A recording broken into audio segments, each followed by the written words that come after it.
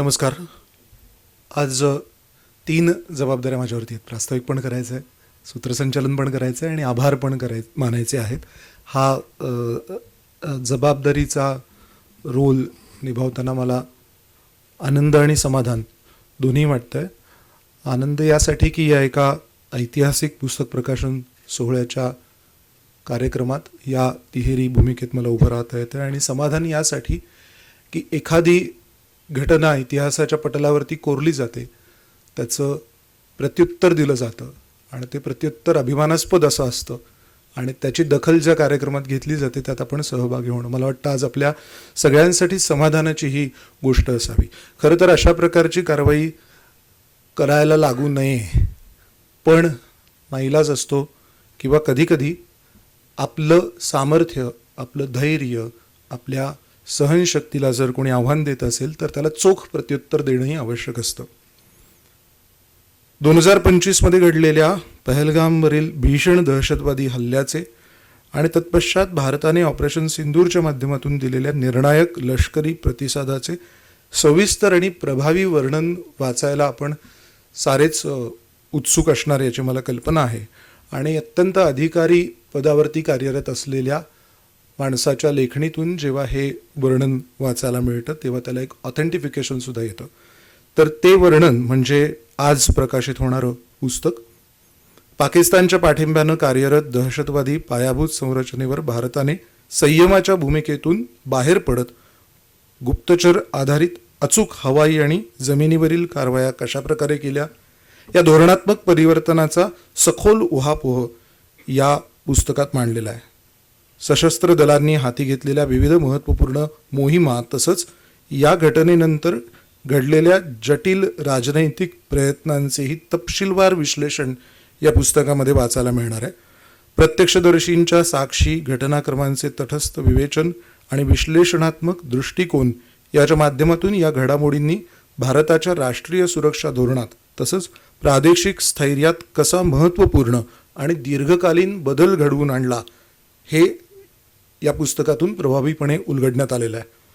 सुस्पष्ट भाषा, तार्किक रचना आणि सोप्या पण प्रभावशील शैलीमुळे हे पुस्तक विविध स्तरावरील वाचकांसाठी सहज वाचनीय आणि पूर्णतः समजण्यास सुलभ असं ठरणार आहे असा विश्वास प्रकाशकांच्या वतीनं आम्ही व्यक्त करतो.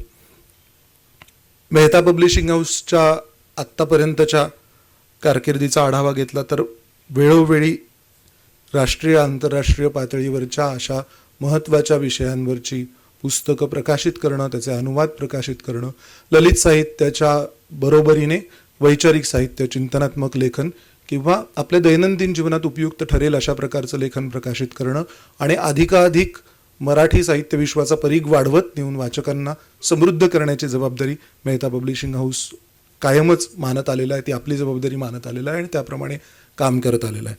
आज पुढची पिढी जेव्हा प्रकाशनाची धुरा आपल्या खांद्यावरती घेते तेव्हा हा परीघ अजून व्यापक कसा करता येईल याबाबतीतले धोरणात्मक निर्णय घेण्यामध्ये अग्रेसर असते हे सांगताना आनंद होतो. अधिक वेळ न घेता मी आजच्या कार्यक्रमासाठी जे मान्यवर अतिथी ते उपस्थित आहेत त्या सर्वांना व्यासपीठावरती वाचारित करतो. सर्वप्रथम आजच्या कार्यक्रमाचं अध्यक्षस्थान जे भूषवणार आहेत air marshal Bhushan Gokhale sir, मी अखिल मेहता यांना विनंती करतो की पाहुण्यांना व्यासपीठावरती वाचारित करावं.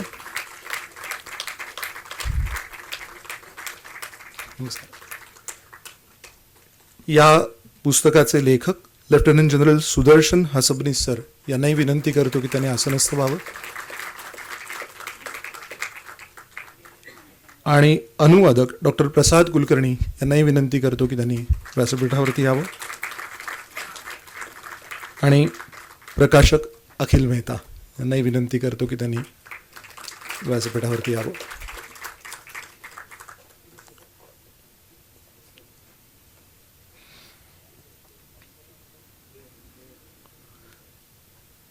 आजच्या कार्यक्रमामध्ये अजून एक महत्त्वाच्या व्यक्ती उपस्थित राहणार आहेत. त्या आलेल्याच आहेत, मी त्यांनाही थेट व्यासपीठावरती येण्याची विनंती करतो. आसावरी जगदाळे मॅडम,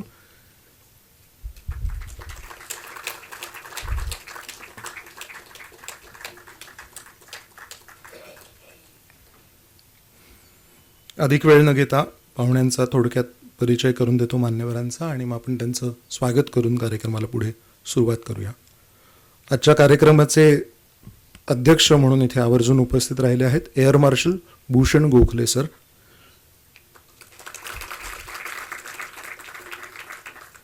जून 1968 मध्ये भारतीय हवाई दलाच्या फायटर स्ट्रीम म्हणजे लढाऊ विमान शाखेमध्ये ते रुजू झाले. एअर मार्शल गोखले यांनी 1971च्या भारत पाकिस्तान युद्धादरम्यान पूर्व आणि पश्चिम अशा दोन्ही आघाड्यांवर थेट लष्करी कारवायांमध्ये सहभाग घेतलाय. त्यांनी इजिप्तमधील भारतीय दूतावासात डिफेन्स ॲडवायझर म्हणजे संरक्षण सल्लागार म्हणूनही सेवा बजावलेली आहे. तसंच हवाई दल मुख्यालयात vice chief of air staff उप हवाई दल प्रमुख म्हणून पदभार स्वीकारण्यापूर्वी ते ट्रेनिंग कमांडचे air officer command in chief होते. Air marshal Gokhale defence service staff कॉलेजचे पदवीधर असून त्यांनी मद्रास विद्यापीठातून MSc आणि MPhil हे शिक्षण पूर्ण केलं आहे. ते एअर वॉर कॉलेज अमेरिकाचे माजी विद्यार्थी आहेत आणि एरोनॉटिकल सोसायटी ऑफ इंडियाचे फेलो देखील आहेत. त्यांना राष्ट्रपतींच्या हस्ते परम विशिष्ट सेवा पदक आणि अतिविशिष्ट सेवा पदक देऊन सन्मानित करण्यात आलेलं आहे. तसंच त्यांना वायुसेना पदक या पुरस्कारानंही सन्मानित करण्यात आलेलं आहे. गोखले सर 2007 रोजी उप हवाई दल प्रमुख पदावरून निवृत्त झाले. सेवानिवृत्तीनंतरही गोखले सर भारताच्या मुख्य वैज्ञानिक सल्लागारांचे सल्लागार म्हणून सेवा बजावत आहेत. त्यांना सुरक्षाविषयक बाबी तसंच नागरी आणि लष्करी विमान वाहतूक या दोन्ही क्षेत्रांचा दांडगा अनुभव आहे. सध्या ते वेगवेगळ्या शैक्षणिक संस्थांशी जोडलेले असून सावित्रीबाई फुले पुणे विद्यापीठ परिसरामध्ये असलेल्या सेंटर फॉर ॲडव्हान्स स्ट्रॅटेजिक स्टडीजचे संचालक म्हणून इथे कार्यरत आहेत. मी साहिल मेहता यांना विनंती करतो की त्यांनी पुस्तक भेट देऊन सरांचं कार्यक्रमामध्ये स्वागत करावं.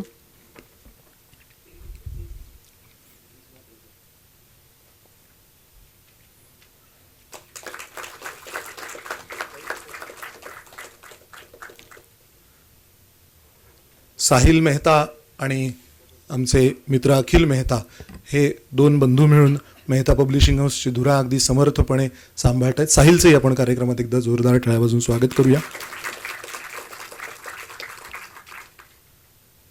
यानंतर lieutenant general Sudarshan Hasabnis sir यांचा थोडक्यात परिचय करून देतो.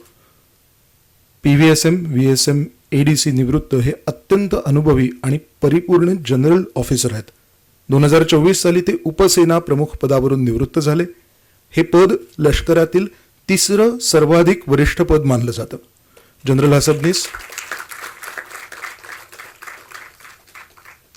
यांच्या बाबतीतली एक वैशिष्ट्यपूर्ण गोष्ट अशी आहे की हे पुण्यातील नामांकित आणि प्रतिष्ठित लष्करी कुटुंबातून येतात. त्यांच्या वडिलांना गालवानचे मूळ नायक म्हणून ओळखलं जातं.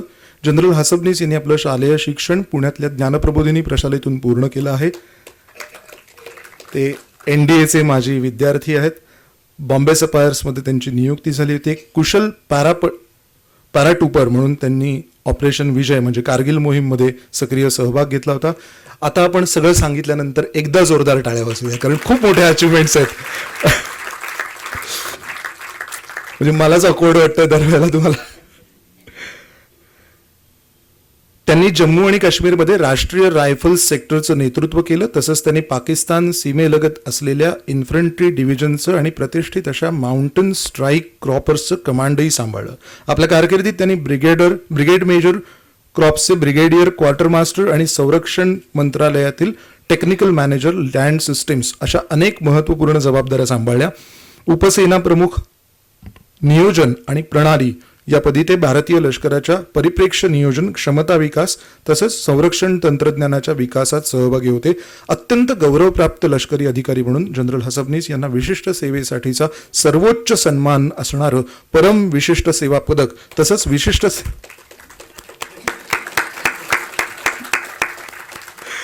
विशिष्ट सेवा पदक प्रदान करण्यात आलेलं आहे. आणि त्यांचं व्यक्तिमत्व पुण्याला सुपरिचित आहेच. वेगवेगळ्या कार्यक्रमांमधूनही आपण त्यांना ऐकलेलं आहे आणि मला कल्पना आहे की आजही त्यांना ऐकण्यासाठी आपण उत्सुक आहोत. एखादी लष्करातली घटना घडून गेल्यानंतर त्याचं तथ्यानुरूप वर्णनात्मक दस्तऐवजीकरण करणं किती महत्त्वाचं असतं ते हे पुस्तक वाचल्यानंतर आपल्याला कळेल. कारण आपल्याला आजकाल तंत्रज्ञानाच्या या मोठ्या प्रवाहामध्ये एवढी सवय झाली आहे की घटना घडली की दुसऱ्या दिवशी त्याच्यावरती कोणी उठतं आणि विश्लेषण करतं. पण सरांनी तसं न करता म्हणजे अखिलचंही यामध्ये विशेष क्रेडिट आहे की या विषयावरचं पुस्तक यायला पाहिजे याचा पाठपुरावा सातत्यानं त्याने केला आणि एक अत्यंत निष्पक्षपातीपणे आणि सूक्ष्मातिसूक्ष्म विश्लेषण करून हे पुस्तक सिद्ध करण्यामध्ये गोखले सरांचं विशेष योगदान आहे. आपण त्यांचं टाळ्या वाजवून कार्यक्रमात स्वागत करूया. मी साहिलला विनंती करतो की त्यांनी पुस्तक भेट द्यावी.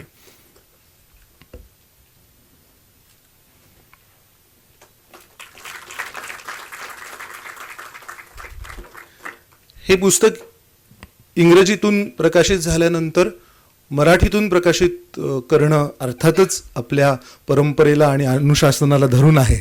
त्यामुळे मराठीतून ते पुस्तक येणारच होतं. फक्त तो अनुवाद कोणी सिद्ध करायचा याबद्दल फारशी चर्चा करण्याचं काही कारण नव्हतं. कारण केंद्र सरकारचा 2014 डिफेन्स करस्पॉन्डंट म्हणून ज्यांनी कोर्स केला असे डॉक्टर प्रसाद कुलकर्णी यांच्या व्यतिरिक्त अजून कोण योग्य असेल यासाठी. तर प्रसादाचा थोडक्यात परिचय करून देतो. पत्रकारितेच्या क्षेत्रात 2008 पासून ते कार्यरत आहेत. विविध मराठी दैनिकात कामकाजाचा त्यांना दांडगा अनुभव आहे. संरक्षण आणि सामरिक शास्त्र विषयाची विशेष आवड आणि त्यावर त्यांचं विपुल लेखन केलेलं आहे आणि याच विषयात त्यांची PhD सुद्धा आहे. विद्यावाचस्पती पद सुद्धा त्यांनी प्राप्त केलेलं आहे. याशिवाय ते विविध ठिकाणी अभ्यागत प्राध्यापक म्हणूनही जात असतात. सेनेला प्रश्न विचारायचं धाडस ते करतात. ह्याचं मला विशेष कुतूहल आणि कौतुक वाटतं. मी साहिलला विनंती करतो की प्रसाद सरांचंही पुस्तक भेट देऊन स्वागत करावं.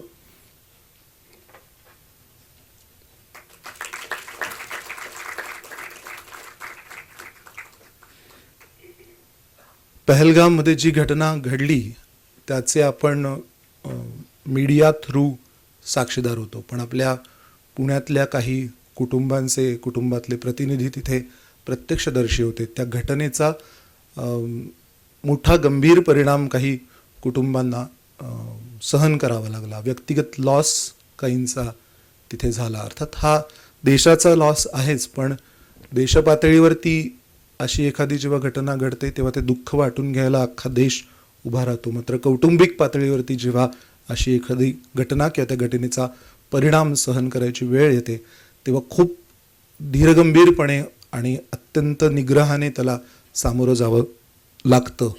आणि ते धैर्य ज्यांनी दाखवलं त्यांना इथे आम्ही आज आवर्जून पाचारित केलं. त्या आसावरी जगदाळेताई इथे उपस्थित आहेत. मी साहिलला विनंती करतो की त्यांनी त्यांचं स्वागत करावं.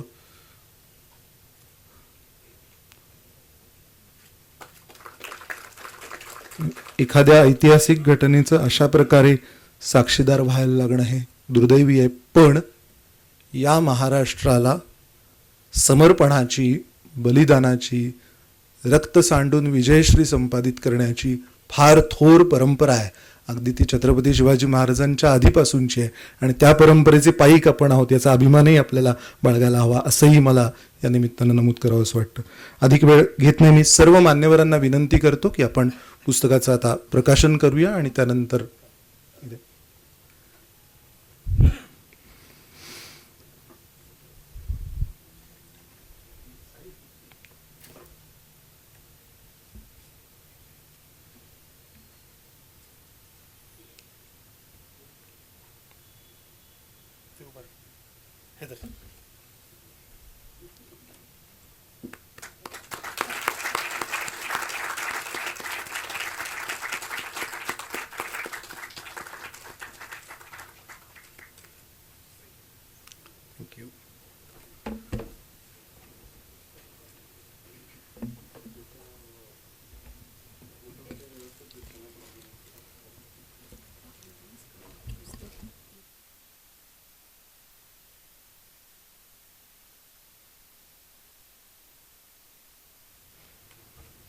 संपादक कसे चाणाक्ष असतात ना, सगळीकडे नीट लक्ष असतं त्यांचं.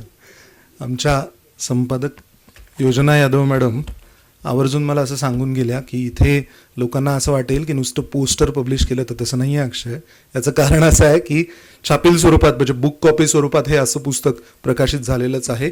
पण मराठी प्रकाशन विश्वाच्या इतिहासात ज्यांनी ईबुकचा पाया घातला त्या मेहता पब्लिशिंग हाऊसच्या वतीनं प्रकाशित होणारं प्रत्येक पुस्तक किंवा बहुतांश सगळी पुस्तकं ही ईबुक आणि छापील अशा दोन्ही स्वरूपात असतात. त्यांच्यामुळे देशोदेशीचे वाचक हे पुस्तक वाचू शकतात.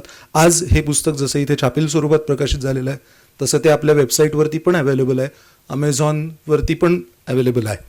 त्यामुळे प्रातिनिधिक स्वरूपात आपण हे मुखपृष्ठ अनावरित करून प्रकाशन केलेलं आहे. यानंतर मेहता पब्लिशिंग हाऊसचे व्यवस्थापकीय संचालक अखिल मेहता यांना मी विनंती करतो की त्यांनी प्रकाशकीय मनोगत व्यक्त करावं. अखिलजींच्या बाबतीत आवर्जून मला एक गोष्ट सांगावीशी वाटते की प्रकाशनाचं बाळकडू शाळकरी वयात मिळाल्यानंतर पुढे पंख पसरून भरारी मारायची वेळ एका अवघड क्षणी त्यांच्यावरती ओढवली, मात्र अजिबात मागे न हटता सगळ्या सहकाऱ्यांच्या साथीनं मराठी प्रकाशन व्यवसाय जगभरात कसा नेता येईल याचा त्यांनी कायम विचार नोंदवला. वडिलांच्या पावलावर पाऊल ठेवून अगदी फ्रँकफर्टमध्ये होणाऱ्या बुक फेअरपर्यंत आपली उपस्थिती लावून पुणे पुस्तक महोत्सवासह इतर महत्त्वाच्या सर्व पुस्तक प्रकाशनांमध्ये किंवा प्रदर्शनांमध्ये आवर्जून उपस्थिती दर्शवली. दर्जेदार पुस्तकं प्रकाशित करण्याचा सपाटा त्यांनी लावला आणि विशेष उल्लेखनीय बाब म्हणजे जबाबदारी स्वीकारल्यानंतर 3-4 वर्षाच्या काळातच कोल्हापुरातही, जसं पुण्यात आपलं माडीवाली कॉलनीमध्ये भव्य ग्रंथदालन आहे, त्याच धर्तीवरती व कोल्हापुरातल्या आणि परिसरातल्या वाचकांसाठी सुद्धा अत्यंत देखणं असं ग्रंथदालन अखिलजींच्या संकल्पनेतून साकारलेलं आहे. आणि व्यवसाय वृद्धीबरोबरच साहित्य समृद्धी करण्यातही त्यांचा मोलाचा वाटा आहे हे आजच्या या पुस्तक प्रकाशनातून आपल्याला कळेलच. मी अखिलला विनंती करतो की त्यांनी मनोगत व्यक्त करावं.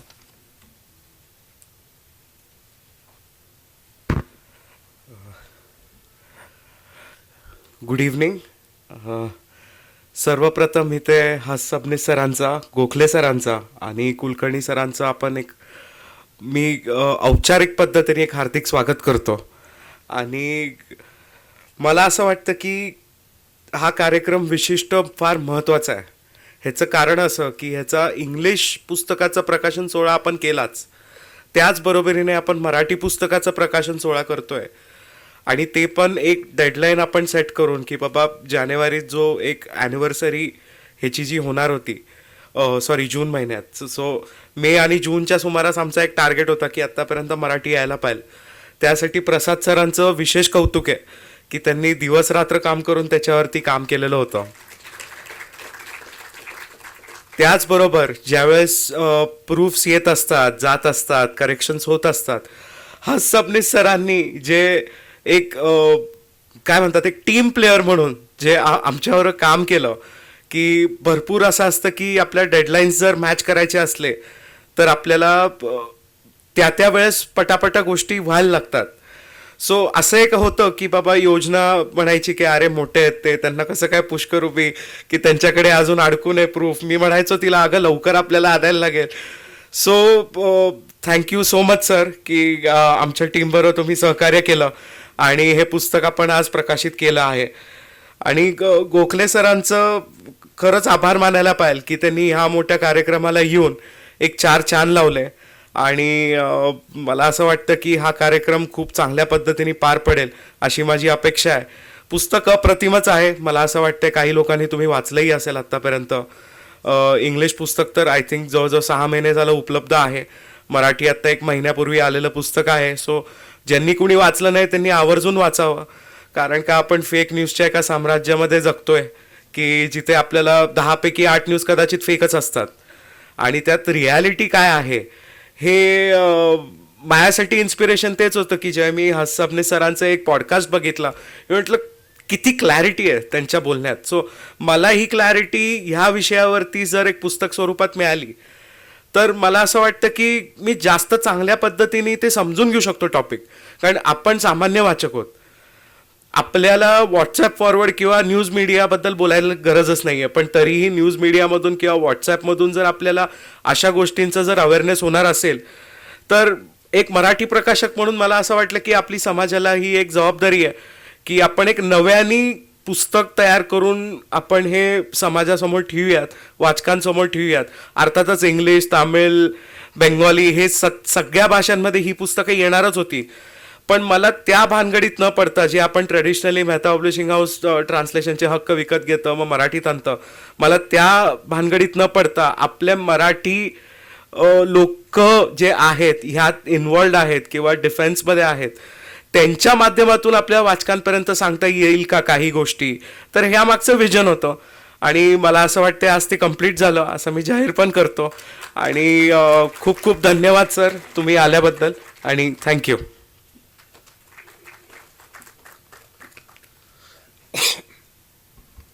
धन्यवाद अखिल. यानंतर मी डॉक्टर प्रसाद कुलकर्णी सरांना विनंती करतो की त्यांनी आपलं मनोगत व्यक्त करावं.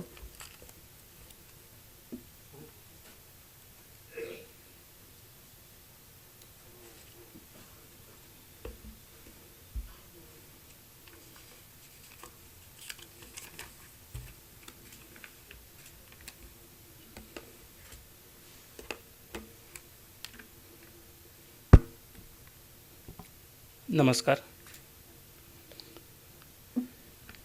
कार्यक्रमाचे प्रमुख पाहुणे आदरणीय air marshal Shri Gokhale sir, general Hasabnis sir, Mehta पब्लिशिंगचे अखिल मेहता, साहिल मेहता, जगदाळे मॅडम, प्रत्यक्ष रणांगणावर ज्यांना लढण्याचा आणि त्याच्या मागचं प्लॅनिंग आणि स्ट्रॅटेजी असा सगळ्यांचा दांडगा ज्यांना अनुभव आहे, अशा अतिशय वरिष्ठ लष्करी अधिकाऱ्यांबरोबर आज त्यांच्या उपस्थितीत बोलायला मिळणं हा माझ्यासाठी एक खूप मोठा दुर्मिळ क्षण आहे. ऑपरेशन सिंदूर या पुस्तकाचा अनुवाद करण्याची संधी मला मिळाली. ते 2 ते 3 महिने मला खूप काही शिकायला मिळालं. सुरक्षेचं जसं आतापर्यंत सांगितलं अक्षय, आणि तर याच्या अनेक संकल्पना आणखी स्पष्ट होण्यास मला खूप मदत झाली. या पुस्तकाबद्दल मला जेव्हा विचारण्यात आलं की ट्रान्सलेशन करायचं आहे, तर नाही म्हणण्याचा प्रश्नच नव्हता. जम्मू काश्मीर आणि सुरक्षेच्या संदर्भातल्या घडामोडी हे माझ्या अभ्यासाचे विषय राहिलेले आहेत. त्यामुळे महिनाभरातच पुस्तक हातावेगळं करू असा एक ओव्हर कॉन्फिडन्स थोडासा होता. पण नंतर जेव्हा प्रत्यक्ष कामाला सुरुवात केली तेव्हा चॅलेंजेस लक्षात आली आणि थोडंसं आणखी काही काळ हे पुस्तक पूर्ण करण्यास लागलं. सुरुवातीला भाषांतर करताना नीटशी लय सापडत नव्हती, थोडासा कृत्रिमपणा त्यामध्ये येत होता. सरांशी याबाबत जेव्हा बोलणं झालं तेव्हा त्यांनी अगदी खुलेपणानं हे मोकळेपणानं लिही असं करून खूप मला प्रोत्साहित केलं. सरांचं मराठी अतिशय उत्तम आहे. त्यांनी मराठीला खूप प्रवाही केलं की जे त्यांना जे अनुवादित नंतर करून दिलं त्याच्यामध्ये अतिशय ते आणखी प्रवाही करण्यामध्ये त्यांनी ते पुस्तक त्यामुळे आणखी प्रवाही झालेलं आहे. या पुस्तकाचं एक वेगळेपण म्हणजे यात मूळ इंग्रजी पुस्तकात जो तपशील नाही आहे त्यात अधिक तपशिलाची भर घातलेली आहे. काही रिअरेंज केलेल्या आहेत गोष्टी जेणेकरून विषय परिपूर्णतेनं समजावा आणि दहशतवादासारखा अतिशय संवेदनशील टॉपिक समजण्यासाठी जागोजागी आणखी काही संदर्भांची भर या नव्या मराठी पुस्तकामध्ये दिलेली आहे. या पुस्तकातून भारतातल्या दहशतवादाच्या समस्येचा पूर्ण आढावा घेतलेला आहे. दहशतवादाचा इतिहास, त्याला जोडून असलेली आंतरराष्ट्रीय राजनीती, पाकिस्तानची नीती, दहशतवादाविरोधातलं भारतातलं धोरण, त्याच्यामध्ये वेळोवेळी झालेले बदलतं तंत्रज्ञान, दहशतवादाविरोधात लढणारी वेगवेगळी सुरक्षा दलं, या सर्वांना असलेली आणि अर्थातच महत्त्वाची असलेली आर्थिक बाजू, आर्थिक तरतूद, या सगळ्या पर्स्पेक्टिव्सचा उल्लेख पुस्तकामध्ये आहे. आणि इतकंच नव्हे तर सुरक्षेच्या संदर्भात आणखी कुठे आपल्याला इम्प्रूव्हमेंट, सुधारणा करण्याची आवश्यकता आहे त्याचेही उल्लेख सरांनी आवर्जून केलेत. पहलगामचा हल्ला ज्यावेळी झाला तेव्हापासून ऑपरेशन सिंदूरपर्यंत आणि नंतरचेही जवळपास अनेक दिवस याच सगळ्या घडामोडींची चर्चा सगळीकडे सुरू होती. वृत्तपत्रात काम करत असताना अर्थातच माझ्याकडेही त्यासंबंधीची काही जबाबदारी होती. या सर्व घडामोडींकडं जसं तुमच्या सगळ्यांचं लक्ष होतं तसंच वृत्तपत्रामध्ये आमच्या सगळ्यांचंही लक्ष होतं. आमच्या पत्रकारांसाठी खूप मोठा तो एक अनुभव होता. सगळ्यात मोठं आव्हान आमच्यासमोर हे होतं की जी काही अनेक सोर्सेसकडनं माहिती येते आहे, टी व्ही असेल आणि बाकीचे सगळे सोर्सेस असतील, तर त्याचं व्हेरिफिकेशन करणं. हे खूप मोठं चॅलेंज आमच्यासमोर होतं, कारण की प्रिंट मीडियाला एक लेगसी आहे. तिथे कसंही करून खूप काळजी घ्यावी लागते. आता काळजी सगळेच घेतात, पण प्रिंट मीडियामध्ये थोडंसं आम्हाला व्हेरिफिकेशनला थोडासा वेळ असतो compare to T V journalism. त्यामुळे ती व्हेरिफिकेशन करण्यामध्ये खूप मोठं चॅलेंज आम्हाला होतं. गेल्या वर्षी 10 तारखेला जेव्हा ऑपरेशन सिंदूर तात्पुरतं थांबल्याचं जेव्हा घोषित करण्यात आलं, त्यावेळेला अगदी सर्वसामान्यांची जी रिॲक्शन होती तीच आमची पण सगळ्यांची होती, की आम्हाला सगळ्यांना वाटत होतं की आणखी काही काळ ते चालेल. आणि त्यावेळेला ज्या पद्धतीत हे ऑपरेशन थांबलं, त्यावेळेला ज्या काही चर्चा झाल्या, त्यामुळे मूळ ऑपरेशन सिंदूरपासून सगळं लक्ष हे वेगळ्याच चर्चा आणि घडामोडींकडे गेलं. हा ऑपरेशन सिंदूरचा सगळा घटनाक्रम, त्यामागची भारताची त्यामागची भूमिका पहिल्या सुरुवातीपासून जी राहिलेली आहे ती, आणि ऑपरेशन जेव्हा थांबलं त्यावेळेला नेमकं काय झालं, या साऱ्यांचा अतिशय मुद्देसूद, रीतसर आणि कुठलीही शंका मनामध्ये राहणार नाही अशा रीतीनं अतिशय खूप सुंदर शब्दामध्ये सरांनी या सगळ्या शंका मनातनं जातील अशा पद्धतीनं या पुस्तकात त्याची माहिती आहे. अजूनही कुणाला या ऑपरेशन सिंदूर बाबतीत काही संभ्रम असतील तर त्यांनी खरंच आवर्जून हे पुस्तक वाचावं, सगळ्यांच्या शंका दूर होतील. दहशतवाद आणि ऑपरेशन सिंदूर यांच्या तपशिलात आत्ता जात नाही, पण एकच सांगतो की या ऑपरेशन सिंदूरमध्ये पाकिस्तानचं आपण कंबरडं मोडलं.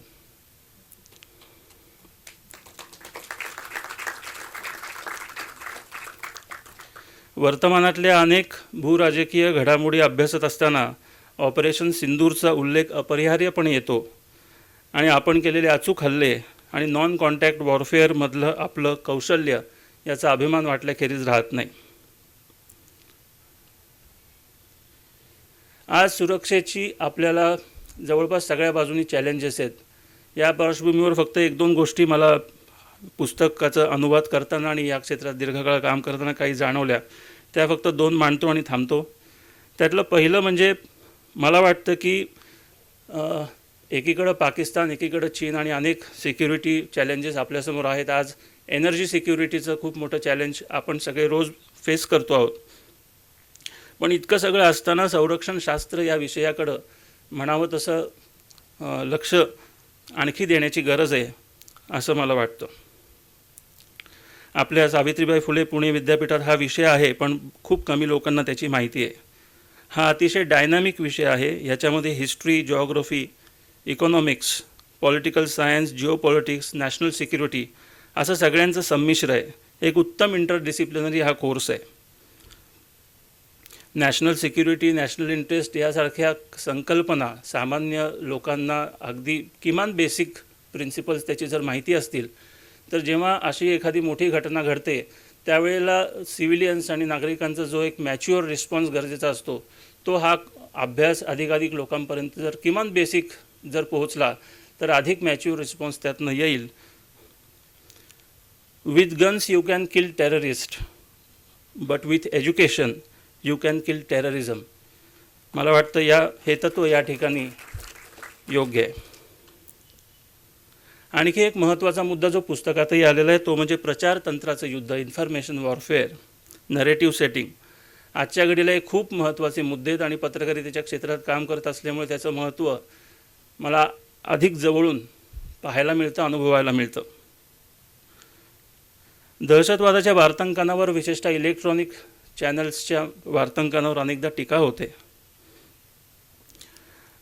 आणि एकूणच वार्तांकनावर अनेकांचे आक्षेप असतात.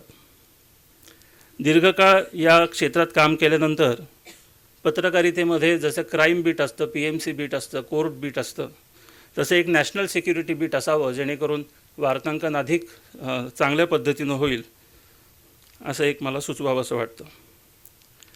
दहशतवादाचा भारत दीर्घकाळ सामना करत आलेला आहे. जगदाळे कुटुंबीय आणि गणबोटे कुटुंबियांचं दुःख, वेदना याची कोणी कल्पनाही करू शकणार नाही. ऑपरेशन सिंदूरद्वारे दहशतवादाविरोधात टाकलेलं पाऊल, दहशतवाद्यांविरोधात उपसलेली तलवार आता म्यान होता कामा नये. दहशतवादाविरुद्धच्या ॲसिमेट्रिक वॉरफेअरमध्ये देशातला प्रत्येक नागरिक हाच खरं तर एक सैनिक आहे. आपल्या सगळ्यांना एकत्रितपणे त्याचा सामना करायचा आहे. दहशतवाद्यांचं फक्त कंबरडं मोडून चालणार नाही, त्यापेक्षाही मोठ्या उपलब्धीची आज गरज आहे. जय हिंद.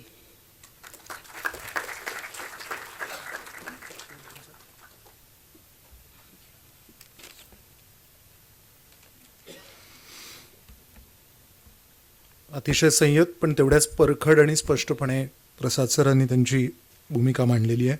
अनुवादापलीकडे भारतीय नागरिक म्हणून सुद्धा ही भूमिका तेवढीच महत्त्वाची आहे असं अधोरेखित करावं असं वाटतं. आणि यानंतर लेफ्टनंट जनरल सुदर्शन हसबनीस सरांना मी विनंती करतो की त्यांनी आपलं मनोगत व्यक्त करावं.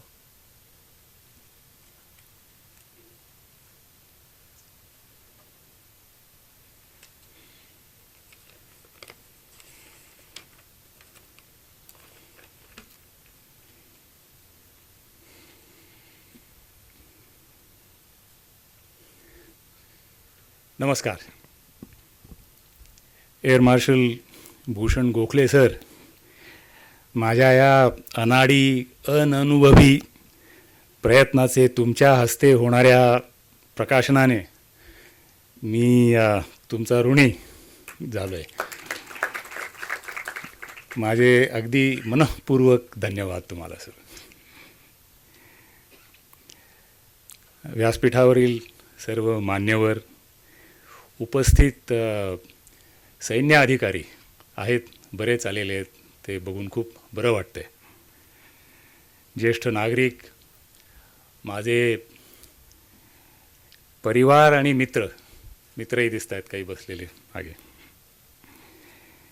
आणि राष्ट्रप्रेमी उपस्थितांचे मनःपूर्वक अभिवादन, वंदन तुम्हाला. आजच्या या कार्यक्रमाला विशेष भावनिक महत्त्व प्राप्त होतं आहे, कारण आपल्यासोबत आज पहलगाम येथे 22 एप्रिलच्या क्रूर दहशतवादी हल्ल्यात आपल्या पतींना गमावलेले कुटुंबीय आपल्यामध्ये आज उपस्थित आहेत. त्या दुर्दैवी घटनेने प्रभावित झालेल्या सर्व परिवारांना मी नमस्कार करतो. माझ्या बोलण्याच्या आधी या हल्ल्यात प्राण गमावलेल्या सर्व निरपराध नागरिकांना आदरांजली अर्पण करून मी माझं भाषण सुरू करतो. माझा मुलगा यायचा होता, त्याच कुठेतरी अडकला आहे तो, पण मला आठवतंय त्याला जेव्हा हिंदीचे एसे लिहायला सांगितले जायचे, 200 शब्दाचा एसे लिहायचा आहे, तेव्हा तो लिहायला सुरू करायचा. आईने बदलल्यानंतर एक ओळ लिहिली की मग शब्द मोजायचे, 200 करायचेत. मी त्याचाच बाप आहे. म्हणतात ना, लग्न पाहावे लावून, घर पाहावे बांधून, तसे म्हणजे हे सगळं केल्यानंतर नक्कीच असं वाटतं की पुस्तक पाहावे लिहून हे सुद्धा त्याच्यातच समाविष्ट व्हायला पाहिजे. मला प्रेरणा कुठनं मिळाली? 26 एप्रिलला माझा कट्टावरती माझं एक इंटरॅक्शन झाली, आणि त्या इंटरॅक्शन नंतर पुण्यात मी जगप्रसिद्ध झालो. कदाचित अखिलनी ते बघितलं असावं, आणि थोड्याच दिवसात आपलं जेव्हा ऑपरेशन सिंदूर झालं त्याच्यानंतर अखिल हात धुवून माझ्या मागे लागला की सर तुम्ही हे करायलाच पाहिजे, पुस्तक लिहा. मी मगाशी म्हणलो तसं हे काय आपलं गाव नाही, हे पूर्णपणे कल्पना असून त्यातसुद्धा ते मराठीत लिहिणं हे आणखीन जास्त अवघड असल्यामुळे मी जितकं जास्ती करता आलं तितकं मी ते टाळायचा प्रयत्न केला. पण शेवटी लक्षात आलं, माझे मित्र पण मला बरेच प्रश्न विचारत होते त्या काळात, आणि एकूण आपल्या मराठी जनमानसात असलेल्या या शंका आपण जर मदत केली दूर करायला तर काय हरकत आहे, अशा भावनेतनं हे पुस्तक लिहायला मी घेतलं. जसं मी याच्या बाबतीत तयारी करायला लागलो, वाचायला लागलो, तसं माझ्या लक्षात आलं की माझे जे काही काश्मीरमध्ये, मी 80-81 पासून काश्मीरमध्ये बऱ्याच वेळा जाऊन आलेलो आहे, तेव्हापासून मी जो काश्मीर बघितला होता आणि मी जे आज वाचत होतो, ऐकत होतो, ते बघून माझ्या लक्षात आलं मलाच काही माहिती नाही हे दहशतवाद कुठून कसा सुरू झाला. आणि अर्थातच 2019 नंतर जो एकूण तिथे बदल झाला, ज्या प्रमाणात तिथे इन्फ्रास्ट्रक्चरचं डेव्हलपमेंट सुरू झालं आणि जनतेतली मानसिकता ही भारताकडे बघण्याची, आणि मी मुद्दामून म्हणतो की तिकडची जनता ही भारताकडे, म्हणजे मी जेव्हा 82मध्ये 81मध्ये तिथे गेलो होतो, तो यू इंडियन म्हणून दुकानात, साध्या एका दुकानात काहीतरी आईला काहीतरी घेऊन जावं म्हणून विकत घ्यायला गेलेलो, यू इंडियन म्हणून जिथे संबोधलं जायचं, ते आता खूपच वेगळा तिथला अनुभव मी अर्थात मागल्या वर्षी या सगळ्या सिंदूर नंतर गेलेलो होतो, पण ते दिसायला लागलेलं होतं. हे काही नक्कीच पाकिस्तानला रुचण्यासारखं नव्हतं, आणि म्हणूनच हा मुद्दा आंतरराष्ट्रीय स्तरावर उठवण्याकरता म्हणून त्यांनी हे मुख्य कारस्थान रचलं. म्हणजे हे पूर्णपणे रचलेलं कारस्थान होतं, ह्याच्यात आपल्याला कुठल्याही प्रकारे शंका ठेवण्याची गरज नाही. भारत हा सहिष्णू देश आहे, याच्यावर किती मार केला तो थोडा आरडाओरडा करतो आणि मग चूप होतो, अशी एक आपली गेल्या 7 दशकांमध्ये बनलेली भूमिका होती. 2016मध्ये आपण त्या सर्जिकल स्ट्राईक्स केल्या, आणि त्याच्यानंतर पुलवामानंतरसुद्धा आपण एकच स्ट्राईक केली, बालाकोटची. पण यांना आपण काही केलं तरी हे फार काही जास्त करणार नाहीत, अशी जी पाकिस्तानची जी एक कल्पना बनली होती, की आजपर्यंत हे मूग गिळून गप्प राहणारा देश आहे, यांना काही डिवचलं तरी थोडंसं काहीतरी करतील आणि मग चूप राहतील. त्यांना असं काही प्रत्युत्तर मिळेल ह्याची कदाचित स्वप्नातसुद्धा कल्पना नव्हती.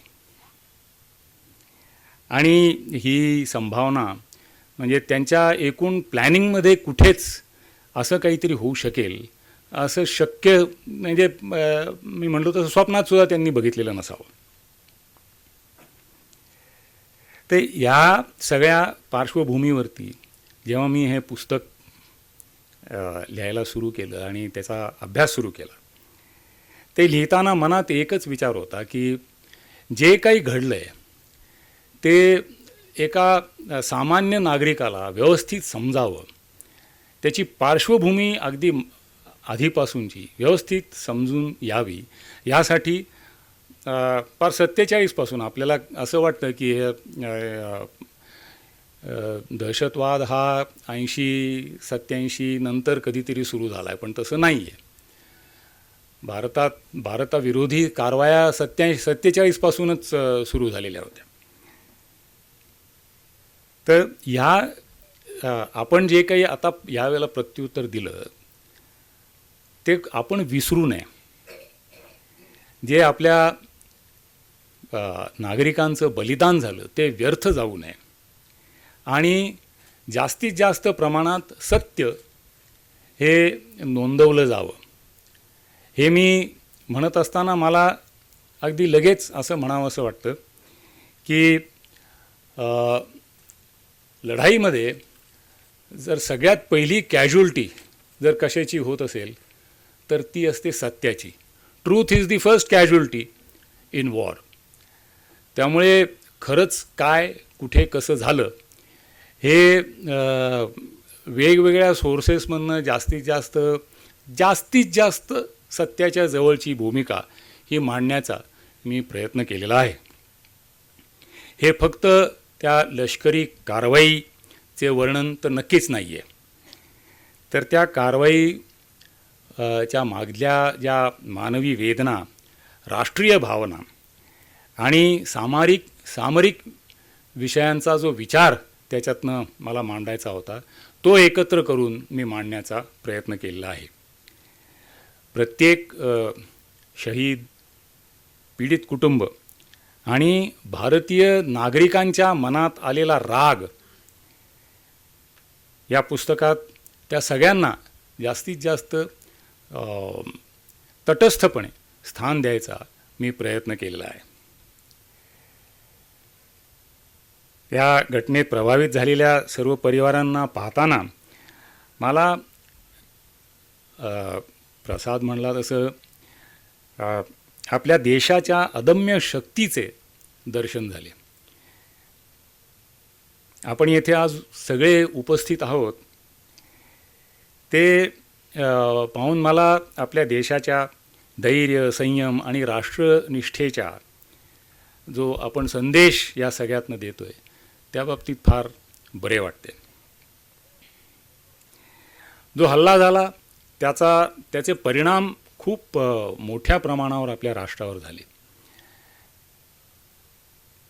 आपल्या एकूणच अनुभवात असं दिसलं आहे की या दहशतवाद्यांचा मुख्य मुद्दा असतो भीती निर्माण करणे. परंतु त्या भीषण संहारानंतर भारताने भीती तर जाऊनच देत, पण एकजूट होऊन कुठे कुठे अगदी फार तुरळक गोष्टी घडल्या जिथे मुसलमानांवरती हल्ले झाले असे काही रिपोर्ट्स होते, पण ते अगदी तुरळक होते. जे ह्या हल्ल्याच्या मागची एक भूमिका होती की हिंदू मुस्लिम वितुष्ट हे जास्तीत जास्त कसं वाढवता येईल, तो खूप मोठं जे त्यांचा प्लॅन होता तो आपण आपल्या एकजूट आणि धैर्याने तो पाडून काढला. आणि जो निर्धार दाखवला गेला तो याच्या आधी कधीच इतक्या मोठ्या प्रमाणावरती दाखवला गेलेला नव्हता. त्यामुळे 22 एप्रिल हा आपल्या देशाच्या इतिहासावरती एक न पुसला जाणारा असा दिवस राहणार आहे. तितकाच 10 मे सुद्धा तितक्याच ठळक किंवा त्याच्यापेक्षा जास्त ठळक अक्षरामध्ये तो आपल्या एकूण मेमरीमध्ये ठळकपणे लिहिला जाणार आहे.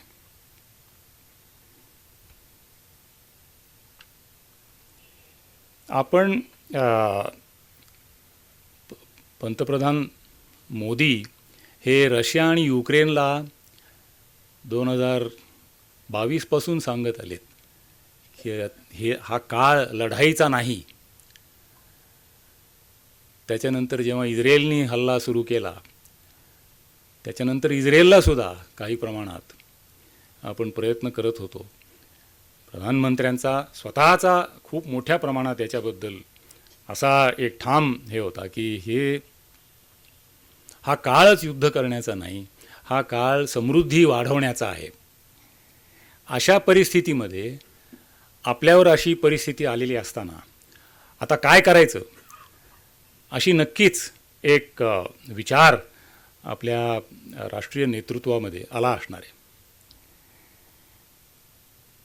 पण अशा सगळ्या देशांना हा सांगणारा आपला देश आपल्यावर आलेले संकट आजपर्यंत आपण आधी ह्याला सांग त्याला सांग की अरे बाबा याला चूप कर याला चूप कर असं कुठेही कोणालाही काही न सांगता अचूक प्रत्युत्तर जे दिलं ते याच्या आधी कधीच आपण केलेलं नव्हतं. म्हणजे अगदी 71ची लढाईसुद्धा आपण जवळजवळ 7-8 महिने त्याच्याकरता पार्श्वभूमी तयार करत होतो. कारगिलच्या लढाईच्या आधीसुद्धा पार्श्वभूमी खूप मोठ्या प्रमाणावर तयार केली गेली. पण ह्यावेळी आपण ह्या प्रकारे पार्श्वभूमी तयार न करता डायरेक्ट हल्ला केला होता. आपल्या बदललेल्या सुरक्षा दृष्टिकोनाचा हा एक महत्त्वपूर्ण टप्पा आपण पार केलेला आहे. या कारवाईने आपण दहशतवाद्यांना आश्रय देणाऱ्यांना सुद्धा आम्ही ठोकू असे अगदी स्पष्टपणे निहित केलेले आहे आणि ते करूनही दाखवलं नंतर. म्हणजे तुम्ही वेगळे वेगळे आहात हे आजपर्यंत जे बोललं जायचं की ज्याच्या मागे हे लपायचं आहे. पाकिस्तान नेहमी हा एका भूमिकेमागे लपायचा की ते नॉन स्टेट ॲक्टर्स आहेत. तर आपण त्यांना तो जो पडदा ते घालायचे तो फाडून काढला आहे आणि त्यांना एकत्र एकाच जागेवरती बसवलं आहे. आपल्या नागरिकांच्या सुरक्षेबाबतीत काही तडजोड होणार नाही हे आपण दाखवून दिलं. आधुनिक तंत्रज्ञान, गुप्तचर माहिती, प्रत्येक ठिकाण, एक्झॅक्टली कुठलं ठिकाण, किती वाजता जास्तीत जास्त लोक असतात, at the same time civilian लोक कमीत कमी कधी असतात, या सगळ्याचा अंदाज घेऊन आपण जे पहिलं स्ट्राईक केलं 7 मेचं, की कोलॅटरल डॅमेज अजिबात न होऊ देता अगदी नेमक्या ठिकाणांवरती आपण हल्ला केला. त्याच्या मागे खूप खूप तयारी, आणि ती फक्त त्या 15 दिवसातली तयारी नव्हती. ही तयारी वर्षानुवर्ष आपली चालू असलेली तयारी, त्याचं फक्त हे कन्सॉलिडेशन होऊन बरोबर त्या ठिकाणी मार कसा करायचा आहे ते आपलं ठरवलं गेलं होतं. आणि या सगळ्यांच्या मागे सगळ्यात मोठा जो आपला गुण दिसून आला ती आहे राजकीय इच्छाशक्ती. की ह्या देशाला आजपर्यंत जे लाथाडलं गेलेलं आहे ते ह्याच्यापुढे आम्ही सहन करणार नाही हे आपण दाखवून दिलं. फक्त तंत्रज्ञान आणि शस्त्रास्त्रांनी नाही, पण त्या इच्छाशक्तीने. आजची युद्धे ही केवळ सीमांवरती लढली जात नाहीत. आता आपण इराणमध्ये बघतो आहोत, खूप मोठ्या प्रमाणावर हे चालू आहे. ती आता ड्रोन, सायबर हल्ले, आपल्याला कदाचित कल्पना नसेल, पण जवळजवळ 25 लाख सायबर हल्ले आपल्यावर त्या काळात झाले आणि आपल्याला कळलंही नाही. आपली तयारी काही प्रमाणात हे रोखण्याची आणि त्याच्यावर कारवाई करण्याची ही तितकी प्रगल्भ झालेली आहे. माहिती युद्धाबद्दल प्रसाद बोललाच. AI ही सगळी नवी आव्हाने आहेत, पण आपण मेमध्ये तरी पाकिस्तानच्या 10 पावलं पुढे होतो हे दाखवून दिलं. पाकिस्तान हा पूर्णपणे चीननी दिलेल्या शस्त्रास्त्रांवरती चाललेला देश आहे आजच्या तारखेला. पूर्वी त्यांच्याकडे खूप मोठ्या प्रमाणावरती अमेरिकन युद्धसामग्री असायची, अजूनही आहे, असं नाही की ती संपली आहे, पण ती युद्धसामग्री आजच्या तारखेला जी लेटेस्ट टेक्नॉलॉजीवाली जी आहे ती त्यांना चीनकडनंच मिळते. त्यामुळे काही प्रमाणात, मी मुद्दामून काही हा शब्द वापरतो आहे, काही प्रमाणात आपण चीनच्या पण टेक्नॉलॉजीजना असं दाखवून दिलं की त्यांच्यासुद्धापेक्षा जास्त प्रभुत्व आपलं त्या टेक्नॉलॉजीजवरती आहे.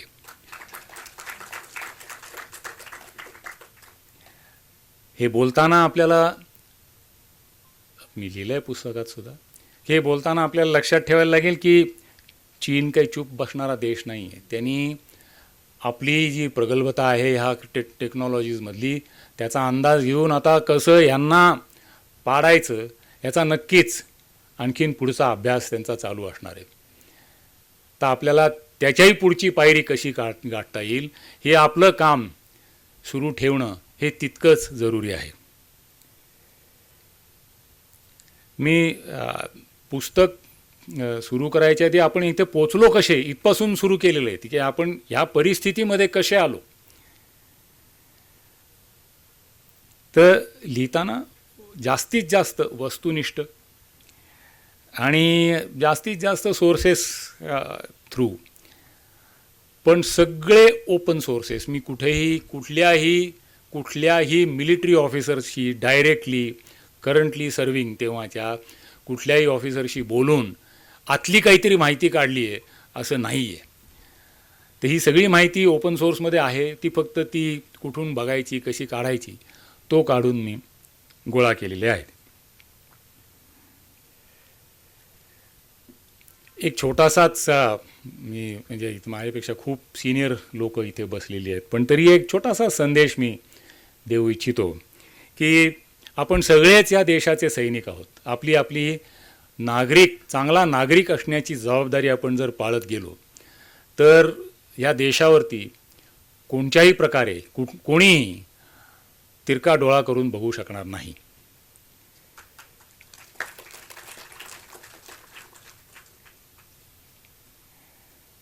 पुस्तक मी हल्ल्यातील हुतात्मे, पीडित कुटुंबे, भारताच्या शूर सैनिकांना समर्पित करतो.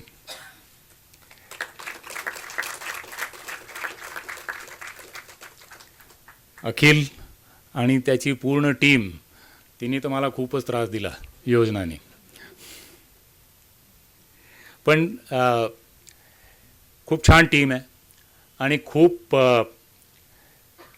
व्यवस्थित एकमेकांना सांभाळून घेऊन हे पुस्तक इथपर्यंत आणण्यात जी मला प्रोत्साहन आणि मदत केली त्याच्याबद्दल अखिल, तुला आणि तुझ्या पूर्ण टीमला खूप खूप धन्यवाद.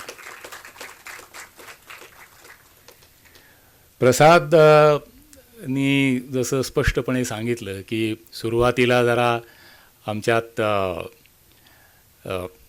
वेगवेगळ्या लेवलच्या बद्दल काही गोष्टी झाल्या, पण त्याच्यानंतर ज्या प्रकारे प्रसादनी एकूण या पुस्तकाला तो जितक्या आता तो म्हणला मराठी खूप छान म्हणून, पण मला काही तितकं सोपं नाही आहे मराठीत बोलणं. मी हे सगळं खूप विचार करून लिहून असं आलेलो आहे. तरी खूप छान प्रसादनी एकूण पुस्तकाचा अनुवाद करताना काही ठिकाणी मुद्दामून काही सुचवून की सर आपण हे असं करायचं का, तर त्यांनी खूप वाचकांच्यापर्यंत पोचताना पुस्तक छान होईल याच्यात जी भूमिका तू केलीस प्रसाद, खूप खूप धन्यवाद. या पुस्तकात मी मराठीत किती कच्चा आहे हे मला दाखवणारे दोघं तिघं माझे मित्र, एक सौभाग्यवती मराठी मॅडम आहेत इथे. धन्यवाद अश्विनी, खूप खूप धन्यवाद. मिसेस माझगावकर बहुतेक पोचलू शकल्या नाही आहेत. माझे मित्र भाऊ उदय पंचपोर, धन्यवाद उदय. आणि आमचे सैनिकी अधिकारी, माझा एक कोर्समेट कर्नल आनंद बापट, अनफॉर्च्युनेटली तो आज पुण्यात नाही आहे. या सगळ्यांच्या खूप अनमोल सूचना, म्हणजे मी हे खूप प्रॅक्टिस करून बोलतो आहे आज. खूप यांची जी मदत झाली त्याच्यामुळे मला असं वाटतं पुस्तक वाचनीय नक्कीच जास्त झालेलं आहे. आणि इथे बसलेल्या आमच्या मॅडम, त्यांनी जी मला सूट दिली की बस हलू नको, त्या काय आई काय, खूप खूप धन्यवाद.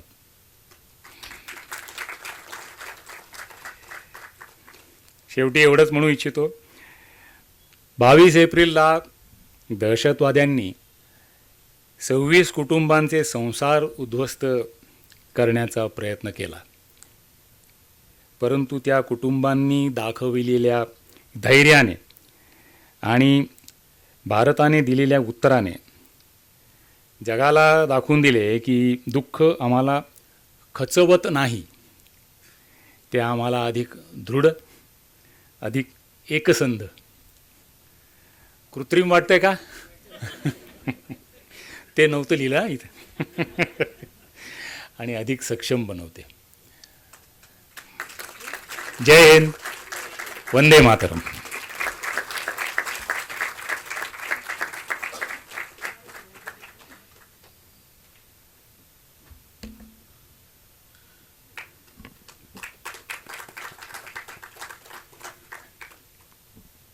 एक उद्घोषणा आवर्जून करायची आहे, ती अशी की इंग्रजी आणि मराठी अशा दोन्ही प्रती बाहेर उपलब्ध आहेत आणि सायनिंग सेशनसाठी सुद्धा सर काही वेळ प्रकाशनाच्या कार्यक्रमानंतर थांबणार आहेत. यानंतर आसवरीताईंना विनंती करतो की त्यांनी आपलं मनोगत व्यक्त करावं.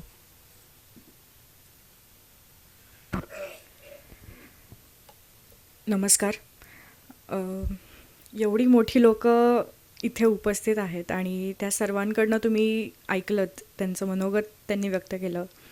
मी खूप साधी आहे, मी खूप नवीन आहे या गोष्टींसाठी, त्यामुळे काय बोलावं हा प्रश्न पडला आहे. तरी तुमच्या सगळ्यांच्या मी म्हणेन की तुमचे सगळ्यांचे हे असू देत की मी जर काही चुकले तर तेवढं पोटात घालून घ्या. 22 एप्रिल 2025 हा भारतासाठी आणि 26 कुटुंबांसाठी अतिशय काळा दिवस होता. मी माझ्या वडिलांना आणि गणबोटे काका दोघं माझ्या वडिलांच्याच जागेवर आहेत, त्या दोघांना आम्ही डोळ्यासमोर गमावलं.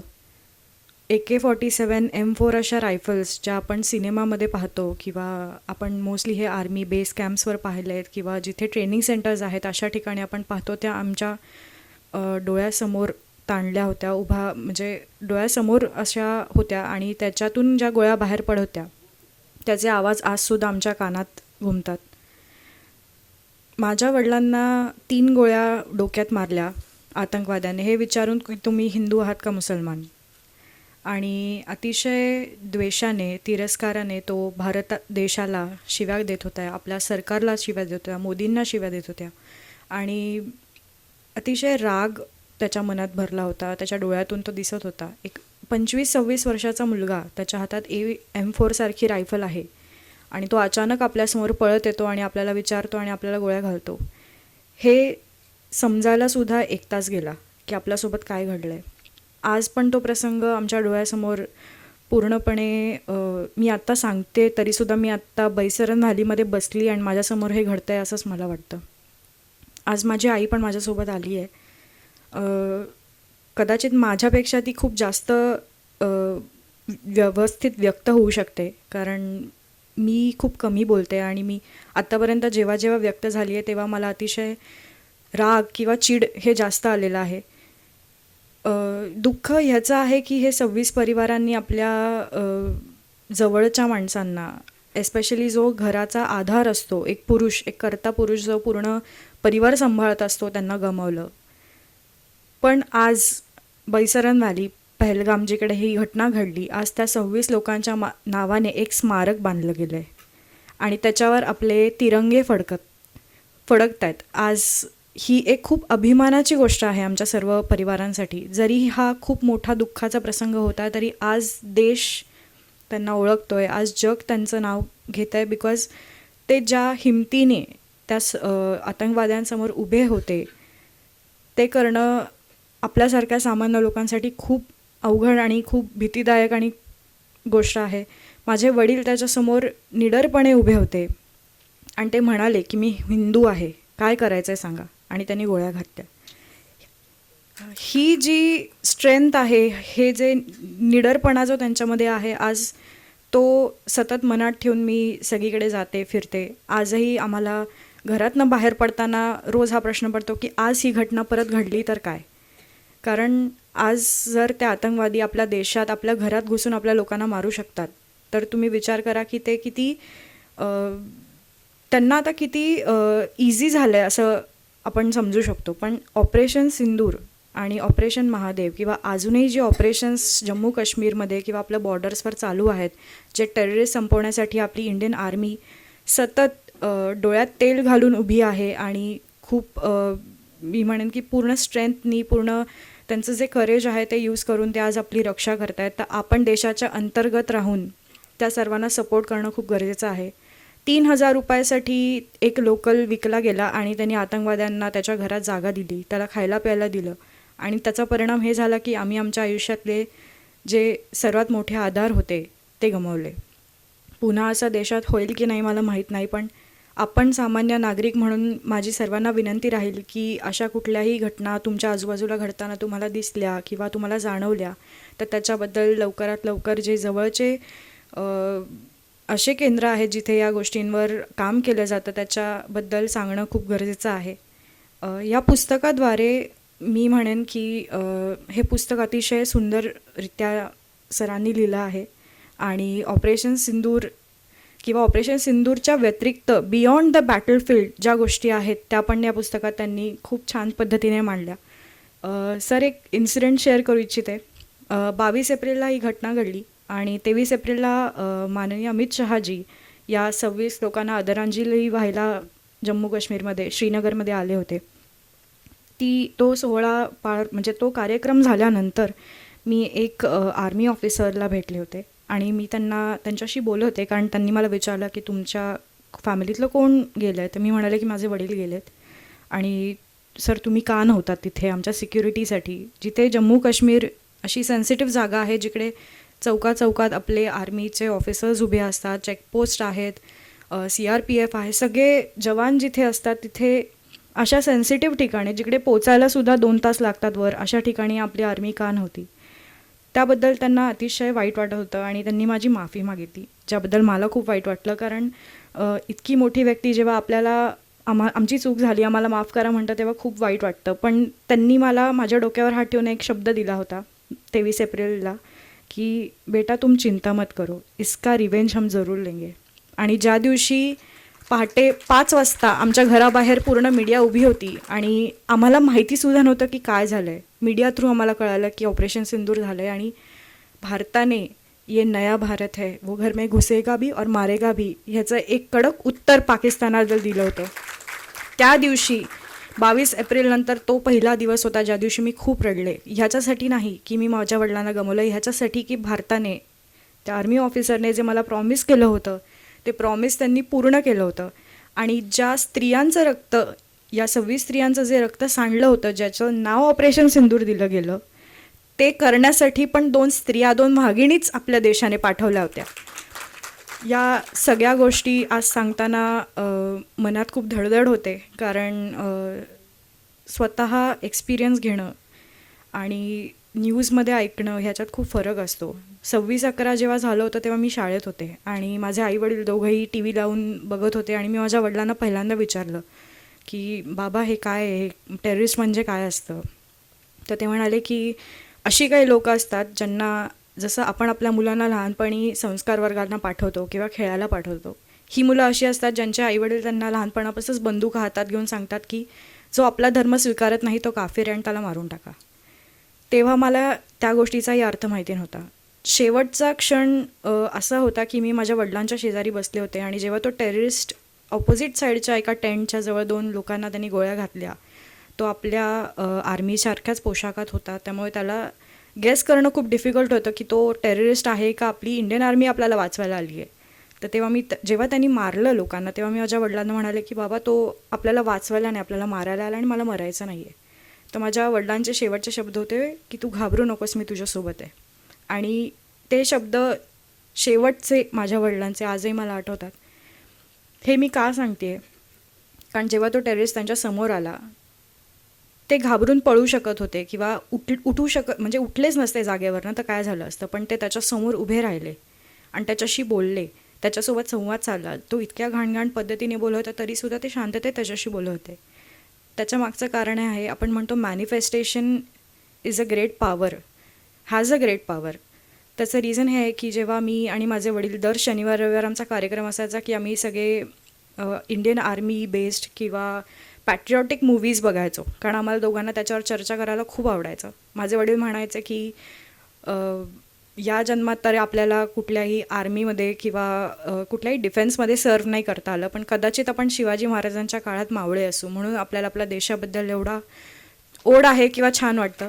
माझे वडील मला म्हणाले की जर मी म्हातारा झालो आणि मला कुठल्याही प्रकारचा आजार झाला तर तू प्लीज माझ्यावर उपचार करू नकोस, तू आर्मीला कनेक्ट कर किंवा तू कुठल्यातरी डिफेन्सच्या यांना कनेक्ट कर आणि त्यांना सांग की माझ्या वडिलांना तुम्ही ह्युमन बॉम्ब म्हणून वापरा आणि जिकडे हे टेररिस्ट लोक असतात, जिथे त्यांची स्थळं असतात, तिथे मला नेऊन टाका. 10 जरी मेले ना तरी मला खूप अभिमान वाटेल. आज त्याचा परिणाम असा आहे की ऑपरेशन सिंदूरमध्ये आपण त्यांचे किती जणं मारलेत ह्याचा आकडासुद्धा आपल्याला सांगता येण्यासारखा नाही आहे. तर माझ्या वडिलांचं हे मॅनिफेस्टेशन कुठेतरी त्यांच्या आयुष्यात खरं झालं आणि मला असं वाटतं की सामान्य नागरिक म्हणून ह्याच्या व्यतिरिक्त आपण काय करणार. देशासाठी प्राण द्यायची वेळ आली तर आपण अभिमानाने उभा राहू त्यांच्यासमोर आणि या देशासाठी हसत हसत प्राण देऊन. माझं तरी इथून पुढचं ध्येय हेच आहे की मला जिथे जिथे जमेल या देशासाठी, not in the way of army, तुमच्यासारख्या मोठ्या लोकांसमोर आज बोलताना पण मला माझे हातपाय थरथरत आहेत, पण तुमच्या इतकं नाही, पण देशासाठी जिथे जिथे काहीही करता येईल एक सामान्य नागरिक म्हणून तिथे मी नक्की उभं राहीन, हे माझे शब्द आहेत. आणि तुमच्या आज या खूप मोठ्या सोहळ्यात या प्रकाशन सोहळ्यासाठी तुम्ही मला बोलवलंत ह्याच्यासाठी मी खूप खूप खूप आभारी आहे. हे माझ्यासाठी खूप मोठं मी म्हणेन की माझ्यासाठी हा खूप मोठा दिवस आहे, कारण आज माझ्या वडिलांमुळे, त्यांच्या बलिदानामुळे का होईना, पण मला एवढ्या मोठ्या लोकांसोबत बोलता येतं आहे, त्यांच्यासोबत बसता येतं आहे आणि त्यांचे अनुभव ऐकता येतात, ही खूप मोठी गोष्ट आहे. मी हे बोलून माझे 2 शब्द थांबवते आणि सर्वांना विनंती करते की हे पुस्तक नक्की वाचा, जास्तीत जास्त लोकांपर्यंत पोचवा. त्यातनं आपल्याला कळणार आहे की बॅटलफील्डच्या पलीकडे सुद्धा किंवा इंडियन आर्मी किंवा जे आपले जवान आहेत ते काय काय करत असतात, जम्मू काश्मीर काय आहे खरं तर, हे त्यातनं आपल्याला कळणार आहे. सर्वांना खूप खूप धन्यवाद इथे बोलवल्याबद्दल आणि माझे हे म्हणजे जे मी असं कधी लिहून वगैरे बोलली नाही आहे ते ऐकण्यासाठी खूप खूप आभार. जय भारत, जय हिंद.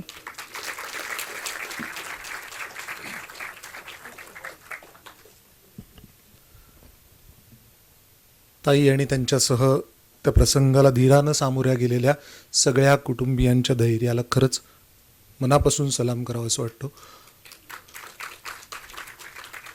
ताईंच्या मनोगतामध्ये एक वाक्य आलं होतं की त्यांनी असं वडिलांना विचारलं की आतंकवादी म्हणजे काय, दहशतवादी म्हणजे काय.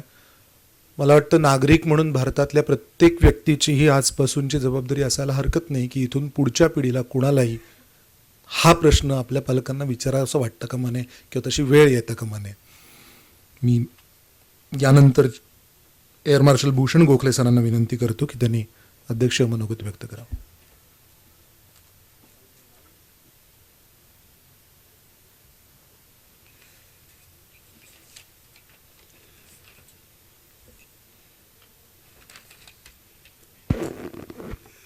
नमस्कार. सर्वप्रथम आसावरी इतकं छान बोलली आहे आणि तुमची आई इथे समोर बसली आहेत. मला वाटतं तुम्ही प्लीज दोघी उभा राहा, आम्ही सगळेजण तुम्हाला टाळ्या देतो.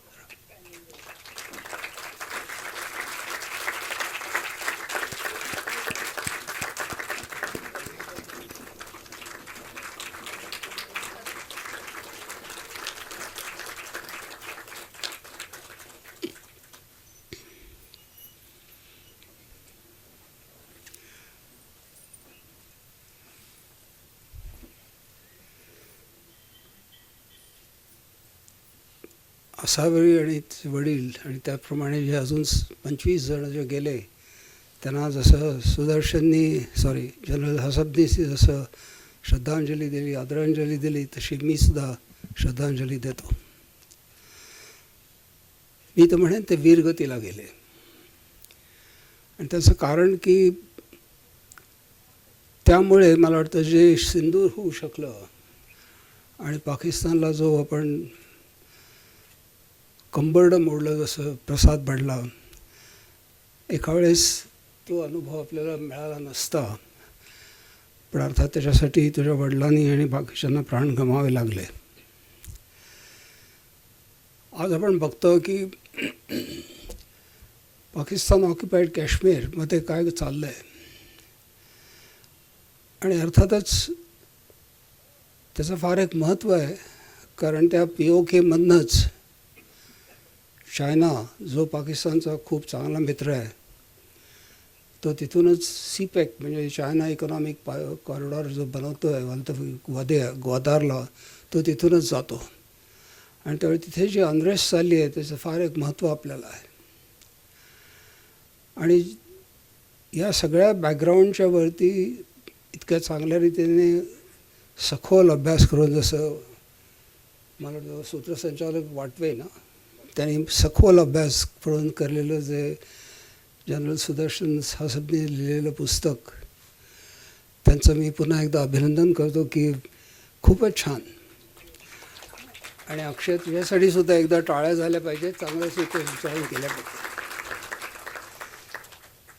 प्रसादने मराठीमध्ये ट्रान्सलेशन केलं आहे. प्रसादची माझी चांगली ओळख आहे आधीपासून, कारण मी आणि माझ्या बायकोनी न भांडता एक पुस्तक लिहिलेलं आहे एकत्र, आणि त्या पुस्तकाला सुद्धा त्यांनी मदत केली. आणि प्रसाद, तुझं लेखन खूपच चांगलं झालेलं आहे आता, आणि त्यामुळे ती कृत्रिमता वगैरे ते आपण बोलत होतो ती आता नाही आहे. त्यामुळे तुझं पण अभिनंदन. हा माझ्यासाठी तिसरा प्रसंग आहे. मी मेहता पब्लिकेशनसाठी तुझे वडील त्यावेळेला होते.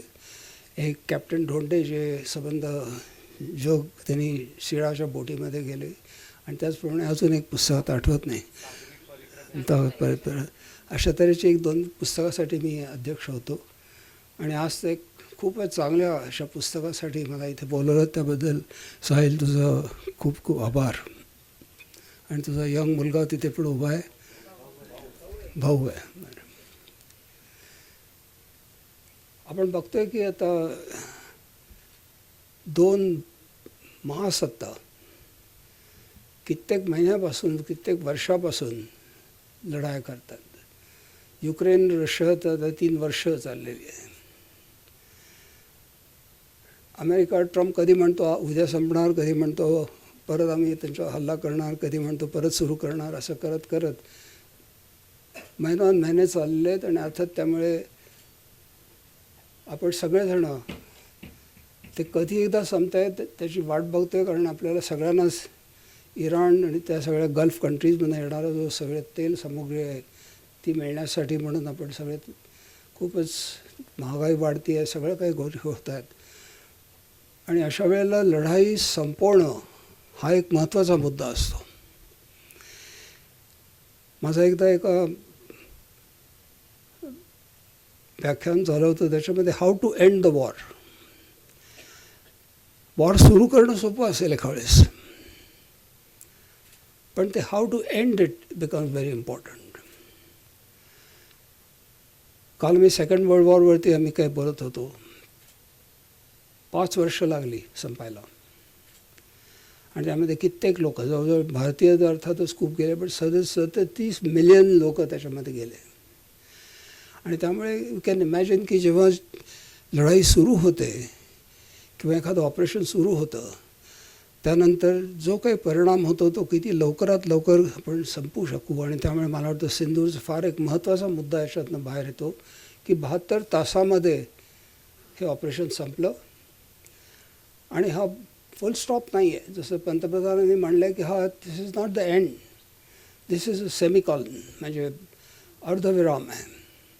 जर पुन्हा असं कधी काय झालं तर आम्हाला काही वॉर्निंग कोणाला द्यायची जरूर नाही आहे. So I think it's a very very important message की फॉर पाकिस्तान की बा मी आता पुन्हा त्याची वाट बघू वगैरे. तुम्ही काल एका वेळेस वाचलं असेल, आय थिंक फर्स्ट टाईम, म्हणजे आपली जरी न्यूक्लिअर पॉलिसी वेगळी आहे की नो फर्स्ट स्ट्राईक, तरीसुद्धा we have now loaded missiles on our submarines and they are at the moment in waters. So I think there is a दुसरा भारत आपण जे आपण म्हणतो, नवीन भारत, तो आज आपण तिथे बघतो आहोत. आणि सुदर्शन या सगळ्याचा जो उहापोह जो केलेला आहे त्याबद्दल खरंच तुझं अभिनंदन. इथे तुझी आई आहे, मिसेस हसबनीत आहेत, त्यांचं पण अभिनंदन. प्रसाद, तुझे पण मला वाटतं आई आलेले आहेत, त्यांचं पण अभिनंदन.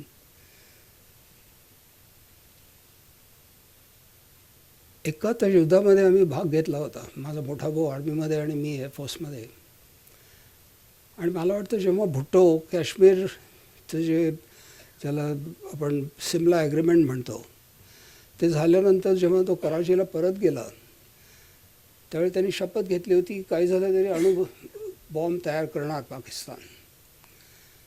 पण त्याच्यानंतर जो जनरल तिथे आला झियाउल हक, जो पहिला जिहादी असा जनरल,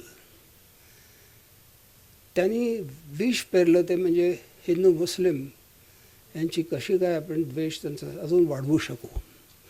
आणि मला वाटतं तेव्हा खरं पाहिलं तर ते दहशतवाद सुरू झाला. लकीली तो एका विमानाच्या स्फोटामध्ये गेला, त्याच्यामध्ये मँगोचं क्रेट होतं वगैरे वगैरे, आपण ते माहिती आहे आपल्याला. पण त्यानंतरचा हा नवीन फेल्ड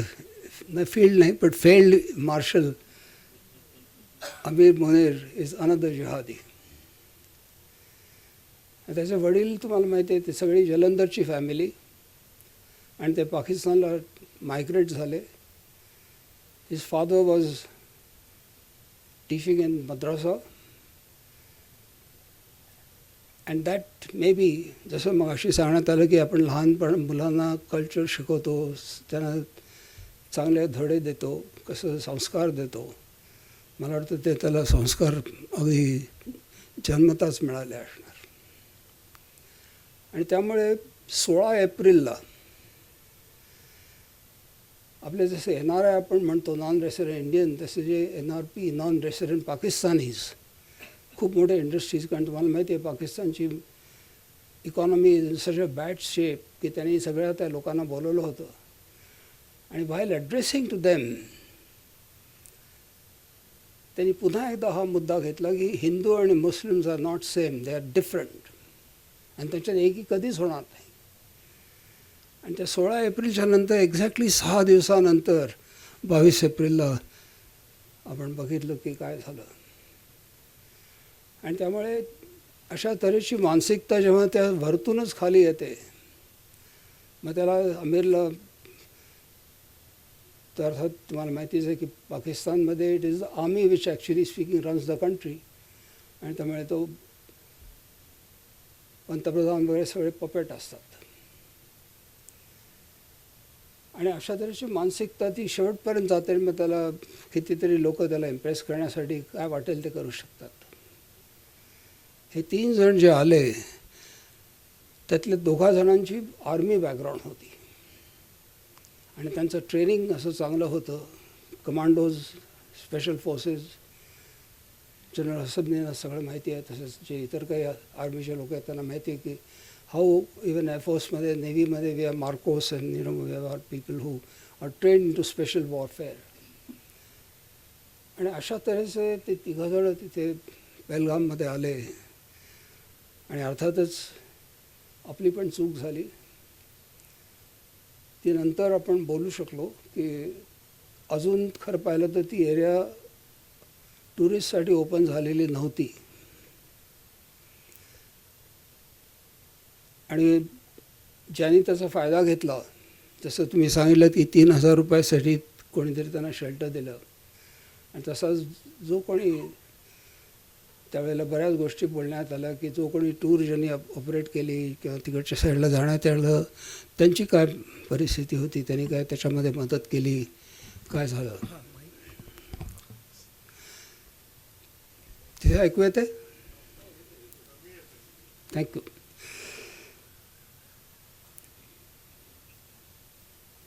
ॲक्च्युली जेव्हा CRPFचे आपले जवान शहीद झाले, वीरगतीला गेले, त्यानंतर आपण जेव्हा जे पहिलं डीप स्ट्राईक करून जे ऑपरेशन केलं बालाकोटमध्ये, त्या बालाकोटला एक खूप महत्त्व आहे. 1831मध्ये महाराजा रणजित सिंग आणि महाराजा गुलाब सिंग या दोघांच्या सैनिकांना तिथे बारलेवी, तुम्ही एका वेळेस ऐकलं असेल, जे आपल्या उत्तर प्रदेशमध्ये जी एक मोठी मद्रसा आहे, जिथून खरं पाहिलं तर the Islam actually has flourished. And that place is on a river, the Balakot, and बालाकोटचा एक किल्ला आहे. तिथे या रणजित सिंग आणि गुलाब सिंगच्या सैनिकांनी तिथे लपलेल्या जे टेररिस्ट होते त्यांच्यावरती हल्ला केला आणि त्यांना सगळ्यांना मारलं. त्याच्यामध्ये Ahmad Barelvi also died. Barelvi is a philosophy of Islam. And the people who read Sunni Islam, he is considered to be one of the very learned prophet kind of a person whose people try to follow his teachings. But of course that whole teaching is based on all of the religions. I mean not just Hindus, but all of the religions are kafirs. आणि त्यामुळे एक प्रकारची जी एक दुष्ट प्रवृत्ती अशी जी तयार होते ती तेव्हापासून आहे. आणि अशा त्या पहिल्यांदा आपण जेव्हा बालाकोटमध्ये हल्ला केला, the first time we cross Pakistan occupied Kashmir.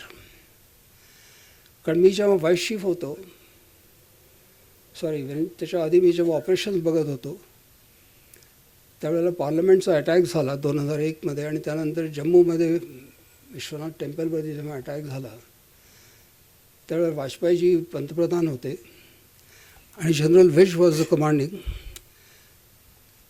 So I have a great experience of briefing Vajpayeeji as part of CCS. General Vish briefed the army side, I briefed the Air Force side. The Navy was not in, though Naval Chief was there and so were other NSA and everybody was there.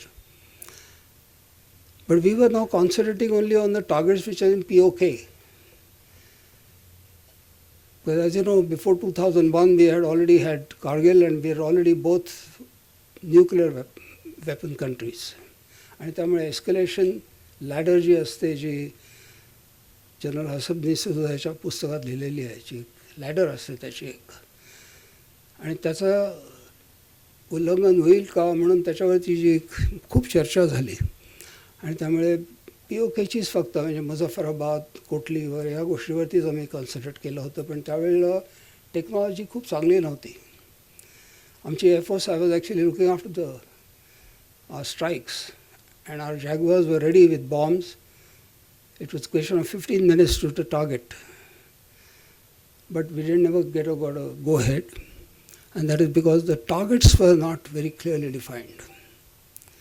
We used to have an army officer sitting in our, we used to have the Israeli drones those days. And he used to tell us, look, this is but it was not very confirmed. While this time it has been wonderfully well. The intelligence is the most important this time. आणि तो accurate होता. आणि तो intelligence satellite photography आणि human intelligence.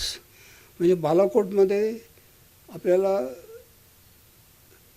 एका नर्समुळे आपल्याला कळलं की किती लोक गेले, कारण नंतर पॉलिटिक्स खूप झालं. पण सर्वात शेवटी जेव्हा एका पाकिस्तानच्या सिनेटरनी त्यांच्या सिनेटमध्ये सांगितलं की 313 लोक गेले, ते मग आपल्याला खरी पिक्चर कळलं. नाही तोपर्यंत काही बोलत होते लोक, 600 कोणी काही बोलत होतं, काही झालंच नाही. त्यावेळेला पाकिस्तानी लोक म्हणले की नाही ते फॉरेस्टमध्ये बॉम्ब्स पडले, कारण आमच्याकडे फोटोग्राफी प्रूफ नव्हतं. But this time the whole thing is different. तुम्ही बघितलं असेल नंतर बऱ्याचदा की air chief has also gone on the news and shown photographs की काय काय आपण तिथे उद्ध्वस्त केलं आणि त्यांचं कंबरडं मोडलं. आणि अशा ह्या पार्श्वभूमीवरती 2-3 महत्त्वाचे मुद्दे येतात. म्हणलं तसं एक तर intelligence has to be very good. आणि त्याच्यासाठी वी हॅव यूज सॅटेलाइट्स. आणि तुम्हाला माहिती आहे की पोलर सॅटेलाइट्स जे असतात ते जास्त चांगलं तुम्हाला इमेजरी देतात.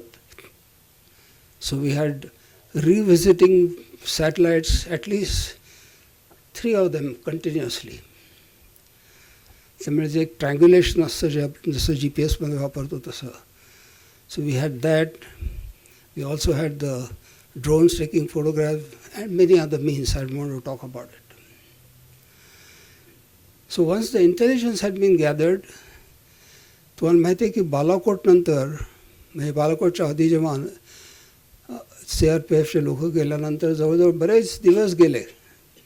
देश असा उतावळा झाला होता, कधी आपण ॲक्शन घेणार आहोत. आणि मला अजून दिवस आठवतो, आपलं जे नॅशनल वॉर म्युझियम आहे दिल्लीमध्ये, संध्याकाळी 5:30 वाजता पंतप्रधान आणि तिन्ही चीफ अर्थातच संरक्षण मंत्री त्यांनी त्याचं इनॉग्रेशन केलं. आणि त्या रात्री ऑपरेशन बंदर ज्याला म्हणतात, जे Mirage squadron went on to Balakot and they struck Balakot. पाकिस्तानला कळलं होतं की ह्यावेळेला मात्र आपण आधीच तयार व्हायला पाहिजे, कारण मागच्या वेळेला जेव्हा बालाकोट झालं त्यावेळेस दुसऱ्या दिवशी ते अटॅक करायला व्हॅलीमध्ये आले.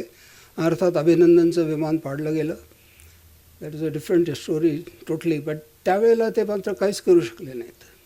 आपली विमानं आतमध्ये गेली, बाहेर आली, पण त्या विमानानं ते खूप उशिराने त्यांच्या मागे ते येऊ शकले. ह्यावेळेला पाकिस्तान तयार होता. त्यांना माहिती होतं की पहलगाम झाल्यानंतर भारत काही ना काहीतरी करणार. आणि म्हणून आपण सुद्धा स्टेप्स घेत होतो, एक्सरसाइजेस करत होतो, ब्लॅकआउट्स करत होतो. तुम्ही म्हणलं तसं सिव्हिलियन्सना याची फार कल्पना नसते. आणि पुण्यामध्ये तर आपण अगदी मजेत असतो, कारण पुण्यात कोण येणार आहेत गेलं. पण तुम्ही म्हणलात तसं की जसं तुम्ही तयार आहात, सर्वजण सैनिक आहेत. आणि म्हणून माझा नेहमी मुद्दा असतो की मी म्हणत असतो की आम्हाला सशस्त्र सेना म्हणा, संरक्षण सेना म्हणतो. Don't call us defence forces, call us arm forces. एक प्रकारची मानसिकता येऊ दे तुमच्यात सगळ्यांमध्येच. डिफेन्स म्हणलं की दुसऱ्याने आपल्यावरती आधी अटॅक करायचा आणि मग आपण डिफेंड करायचं. कुठल्या गेममध्ये पण होत नाही. मी नेहमी तुलना देतो फुटबॉलची. आता चालला आहे वर्ल्ड कप. 11च्या 11 जण गोलमध्ये असले, तुमच्याकडे गोल होणार नाही, पण तुम्ही कसं जिंकणार? सो हा नया भारत. आणि त्यामुळे मला वाटतं की संबंध सिव्हिलियन्स, आज आपण इराणमध्ये बघतो, जे व्हिएटनाममध्ये झालं, की सगळं एकत्र आहेत. कितीतरी पनिशमेंट होते त्यांना. Israel is bombing, there are so many attacks going on by USA.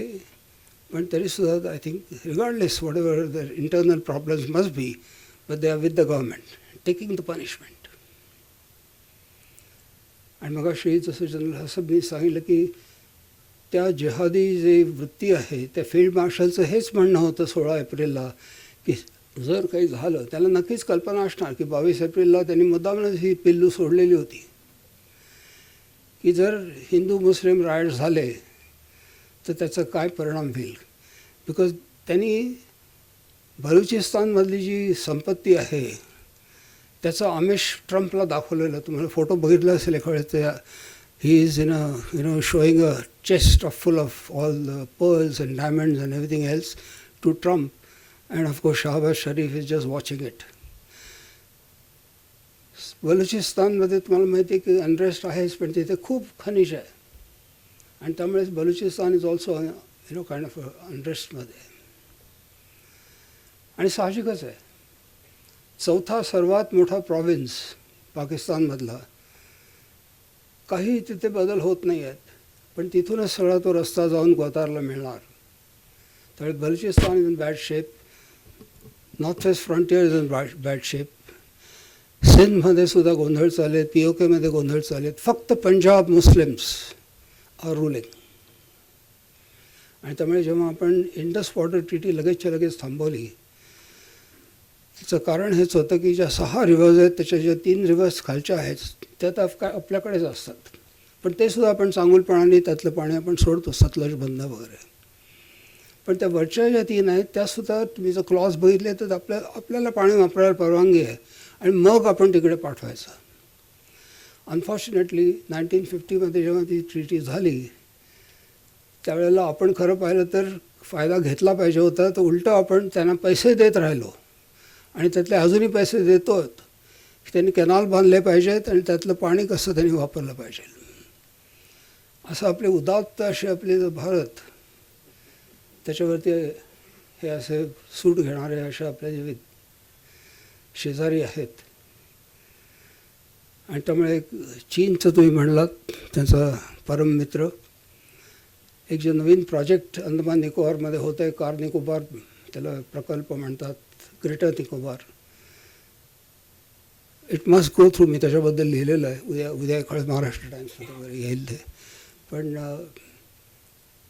त्याच्यामुळे चीनवरती एक मोठा दबाव होणार आहे, जसं आता हॉर्मुझमुळे होतो आहे तसंच त्यामुळे एक मोठा दबाव होणार आहे. कारण 6 डिग्री ज्याला म्हणतात, कोणी नेव्हीचं असलं त्याला माहिती असेल, 6 डिग्री जी लाईन आहे ती सर्वात डीपेस्ट असं ओशन तिथे आहे, जिथे मोठ्या मोठ्या शिप्स तिथे जाऊ शकतात.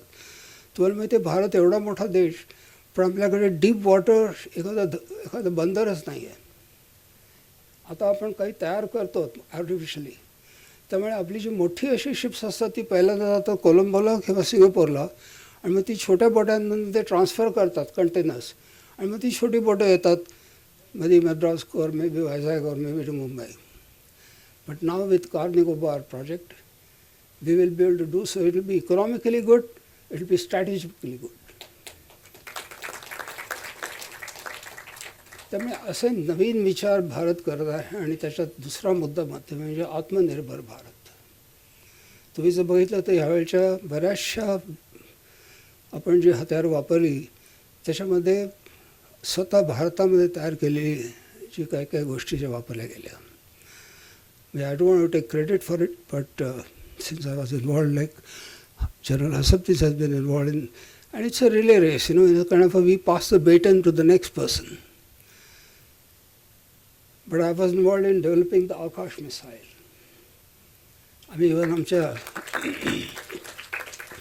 आम्ही आमच्या नातवाचं नाव सुद्धा आकाश ठेवलं.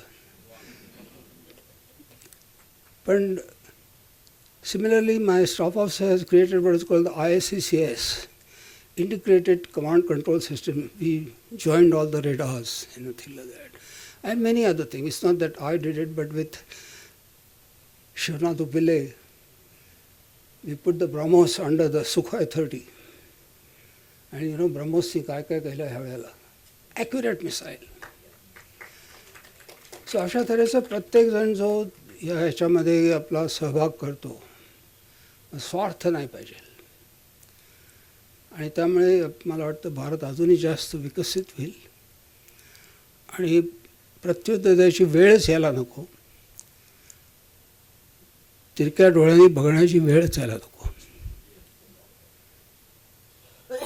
आणि या आशावादी अशा विचारानंतर मी आपली रजा घेतो. धन्यवाद. जय हिंद.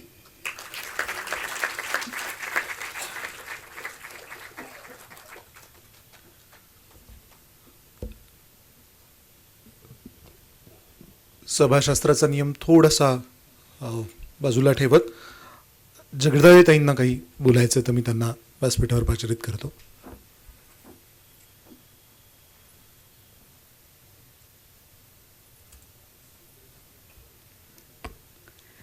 सगळ्यांना नमस्कार माझा. इथे आलेले सगळे मान्यवर आणि ज्यांनी हे पुस्तक प्रकाशन केलं, म्हणजे ज्यांना ही प्रेरणा मिळाली आमच्या ह्या घटनेमधून, त्यांचे मी खूप आभार मानते. मी प्रगती संतोष जगदाळे, जे 22 एप्रिल रोजी माझे पती संतोष एकनाथ जगदाळे ह्या दहशतवादी हल्ल्यामध्ये शहीद झाले. थोडंसं प्रवासाचं मी सांगेल, त्या घटनेविषयी सांगेल की अतिशय आदल्या रात्रीपासून आमचा खूप खडतर प्रवास चालला होता.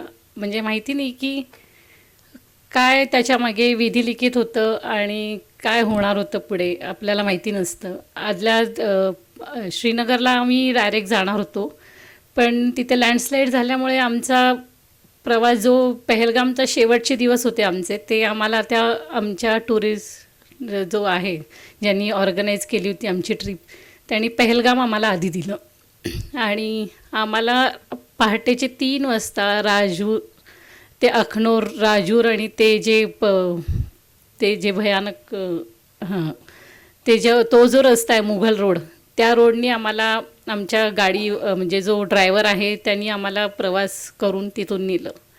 तर एक गोष्ट आम्हाला लक्षात आली होती तिथे की अख्ख्या रस्त्याभर आम्ही जेव्हा त्या गाडीमध्ये बसलो होतो आणि तो ड्रायव्हर काही बोलत नव्हता आणि आमचे गणपती भाऊजी आणि खूप बडबड येत ते, तर ते कंटिन्यूस बडबड करत होते, काय काय सांगत होते, गप्पा मारत होते.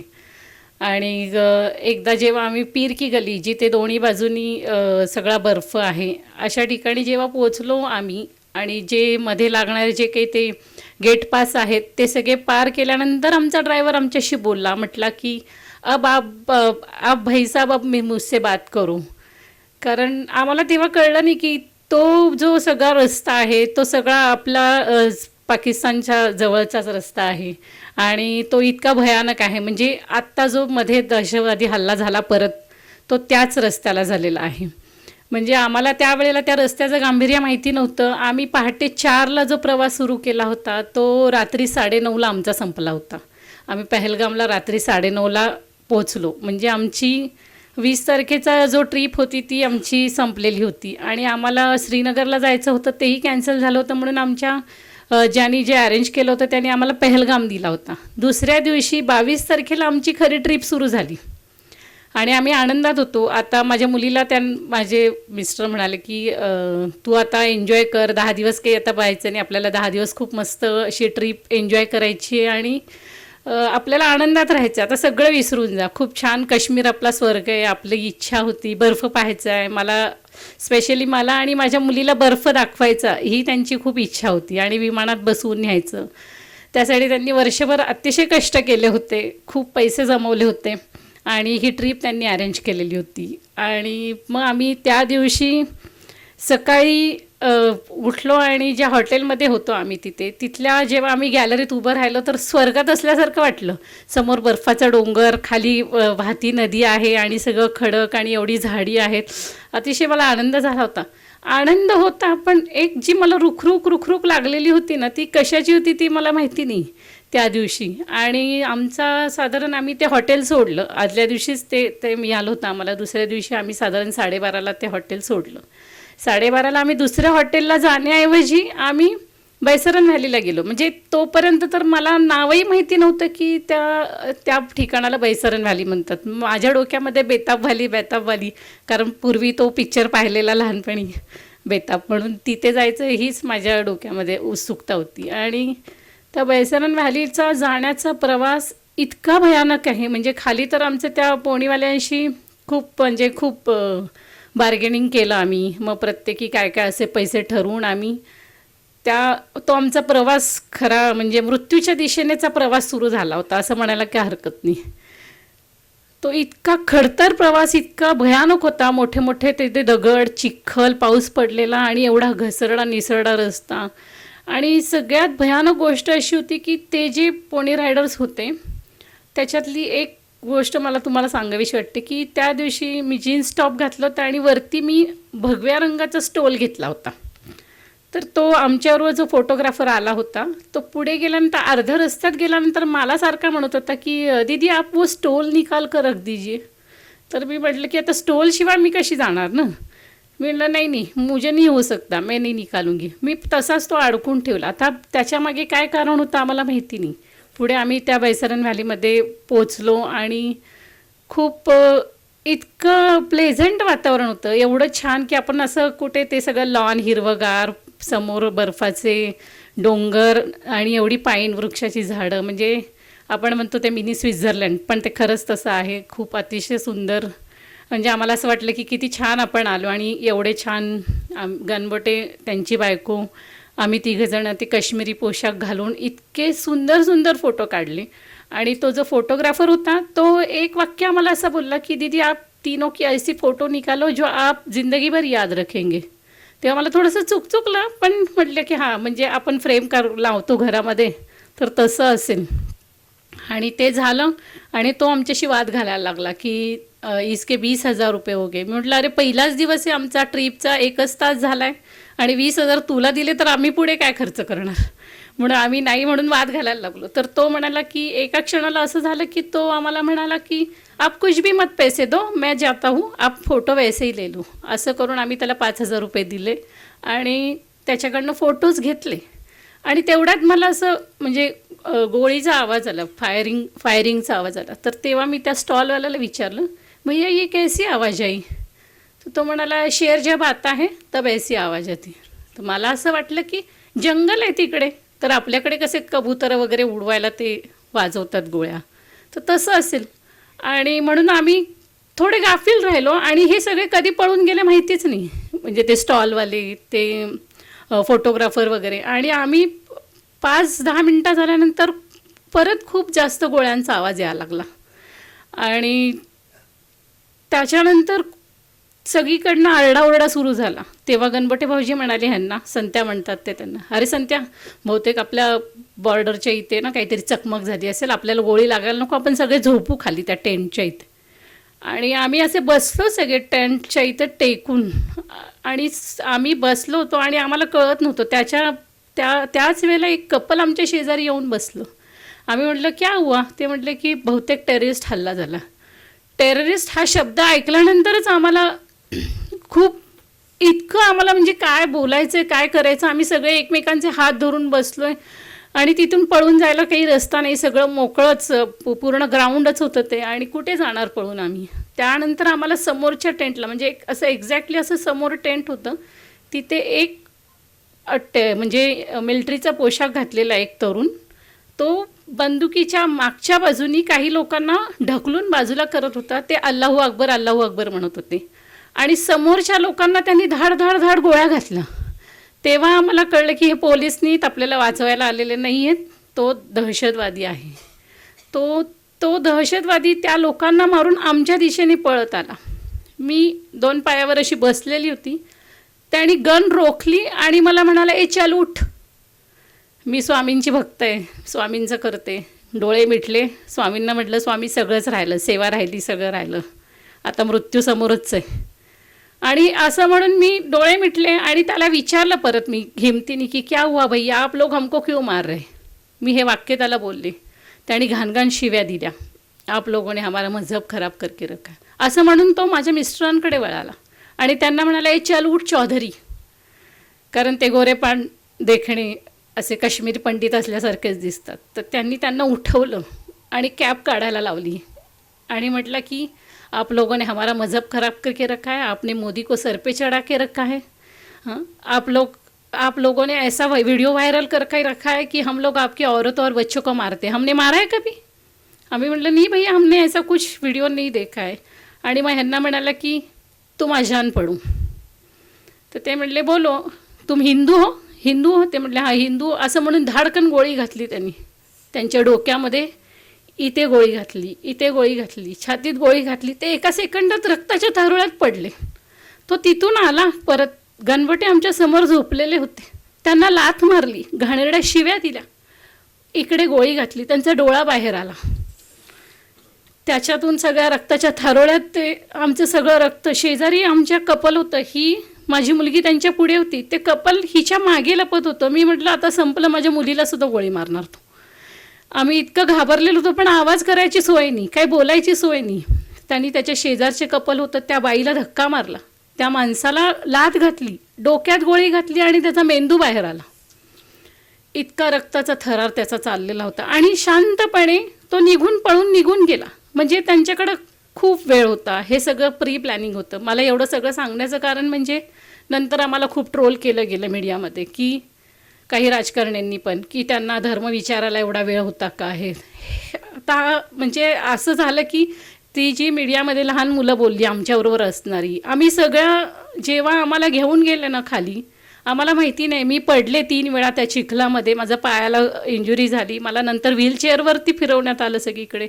दुसऱ्या दिवशी जेव्हा अमित शहाजी आले तेव्हा आम्ही त्यांना विचारलं की तुम्हाला एवढी सिक्युरिटी लागते, आणि आज जिथं काश्मीरसारख्या ठिकाणी 370 कलम बंद झाल्यानंतर जर एवढं पर्यटन झालं आहे, तर प्रत्येक ठिकाणी आपल्या सिक्युरिटी हवी होती, ती का नव्हती. त्यांनी त्यांची चूक मान्य केली, त्या लोकांना सलामी दिली.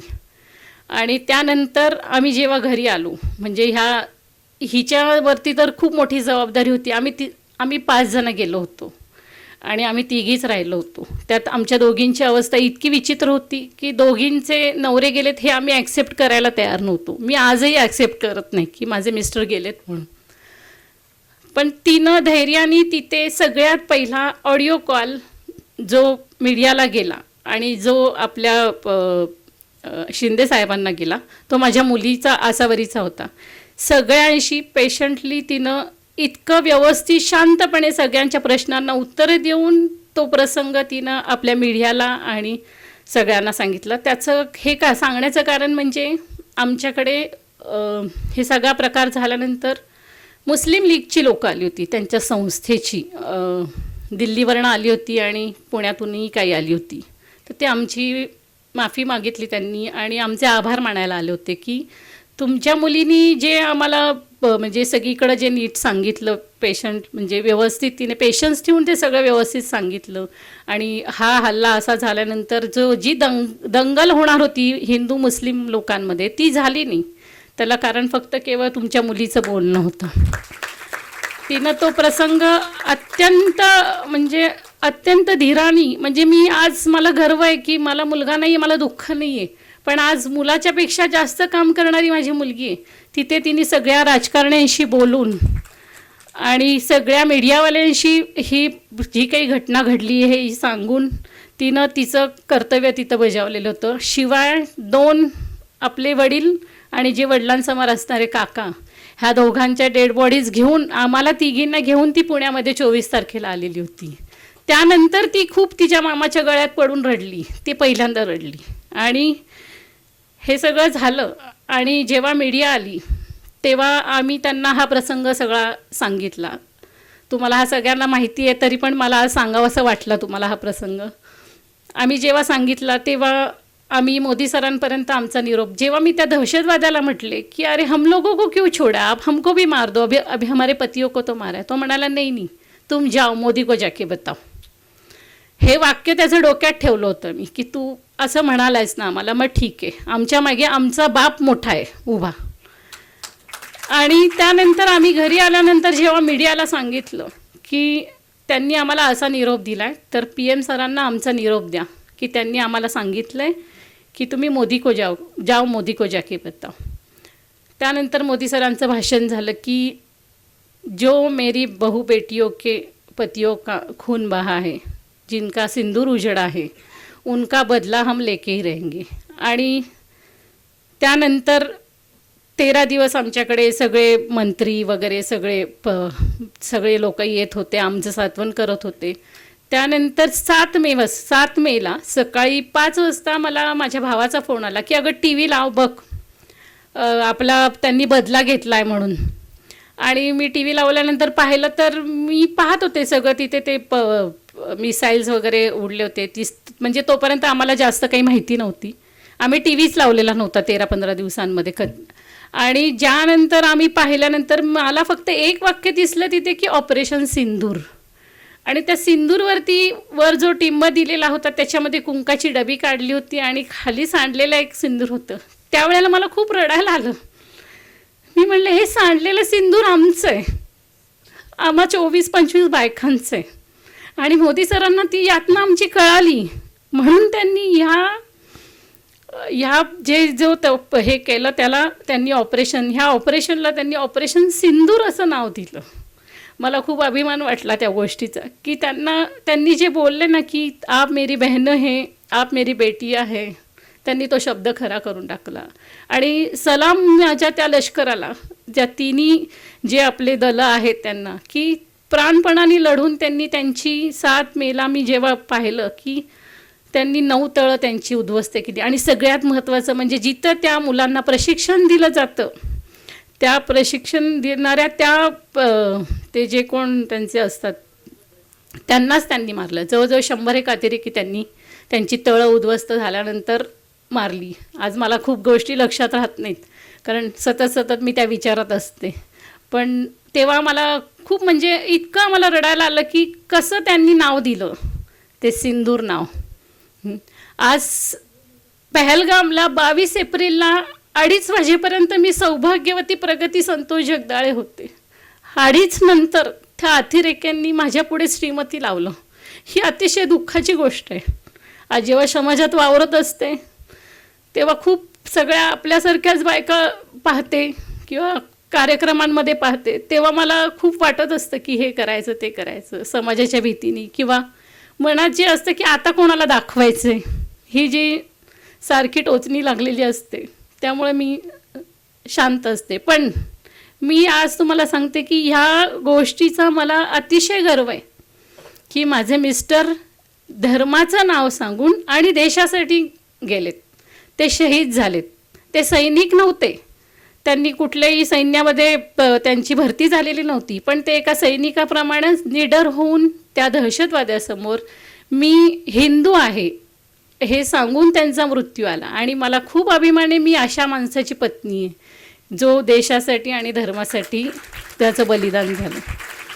माझी फक्त एक विनंती आहे मेहता दादांना की आज तुम्ही हे पुस्तक लिहिलं, म्हणजे योग्य आहे की नाही माहीत नाही, पण एक सुचवावं असं वाटलं मला की तुम्ही त्या पुस्तकामध्ये एका पेजमध्ये त्या 26 जणांचा फोटो लावा, जेणेकरून जेव्हा पुस्तक लोक वाचतील तेव्हा त्या 26 जणांना लक्षात ठेवतील की ह्या 26 जणांसाठी हे ऑपरेशन सिंदूर झालेलं आहे. आणि मला त्याचं खूप म्हणजे बरं वाटेल म्हणाला. आणि ह्याबद्दल मी तुम्हाला थोडासा ही म्हणजे लोकांना ते लक्षात राहील की ह्या 26 जणांसाठी हे सिंदूर उभं केलेलं आहे. आणि देवाकडे तर मी आता रोज एकच प्रार्थना करते की माझ्या आणि माझ्या मुलीचा हा देह जसा माझ्या मिस्टरांचा धर्मासाठी देशासाठी गेला, तसाच माझा आणि माझ्या मुलीचा हा देह देशासाठी आणि धर्मासाठीच कामी यावा. एवढं बोलून मी माझं जय हिंद, जय भारत.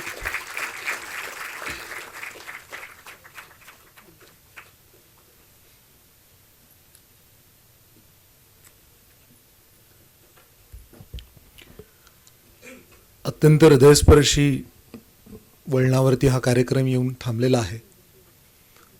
समारोप किंवा आभार अशा औपचारिकतेमध्ये न अडकता आपण हा क्षण बरोबर घेऊन जाऊया. या विचारपीठावरून, व्यासपीठावरून जे चिंतन मंथन झालं त्यातला विचार अधिकाधिक लोकांपर्यंत पोहोचवण्याचा प्रयत्न करूया. आणि शेवटच्या व्यक्तीपर्यंत हे जे देश, धर्मप्रेम, राष्ट्रप्रेम आहे, ही जी बंधुत्वाची आणि हिंदुत्वाची भावना आहे ती शेवटपर्यंत पोहोचवण्यासाठी प्रयत्नशील राहूया असं म्हणावं असं वाटतं. आणि औपचारिक कार्यक्रम संपला असं जाहीर करावं असं वाटतं. बाकी व्यासपीठ संवादासाठी खुलं आहे. फक्त व्यासपीठावरच्या मान्यवरांना एकच विनंती आहे की आपल्याला एक फोटो प्रेससाठी घ्यायचा याच्या सकट, आपल्या कव्हर सकट. तर तेवढा एक फोटो घेऊया आणि बाकी संवादासाठी मंच खुला आहे.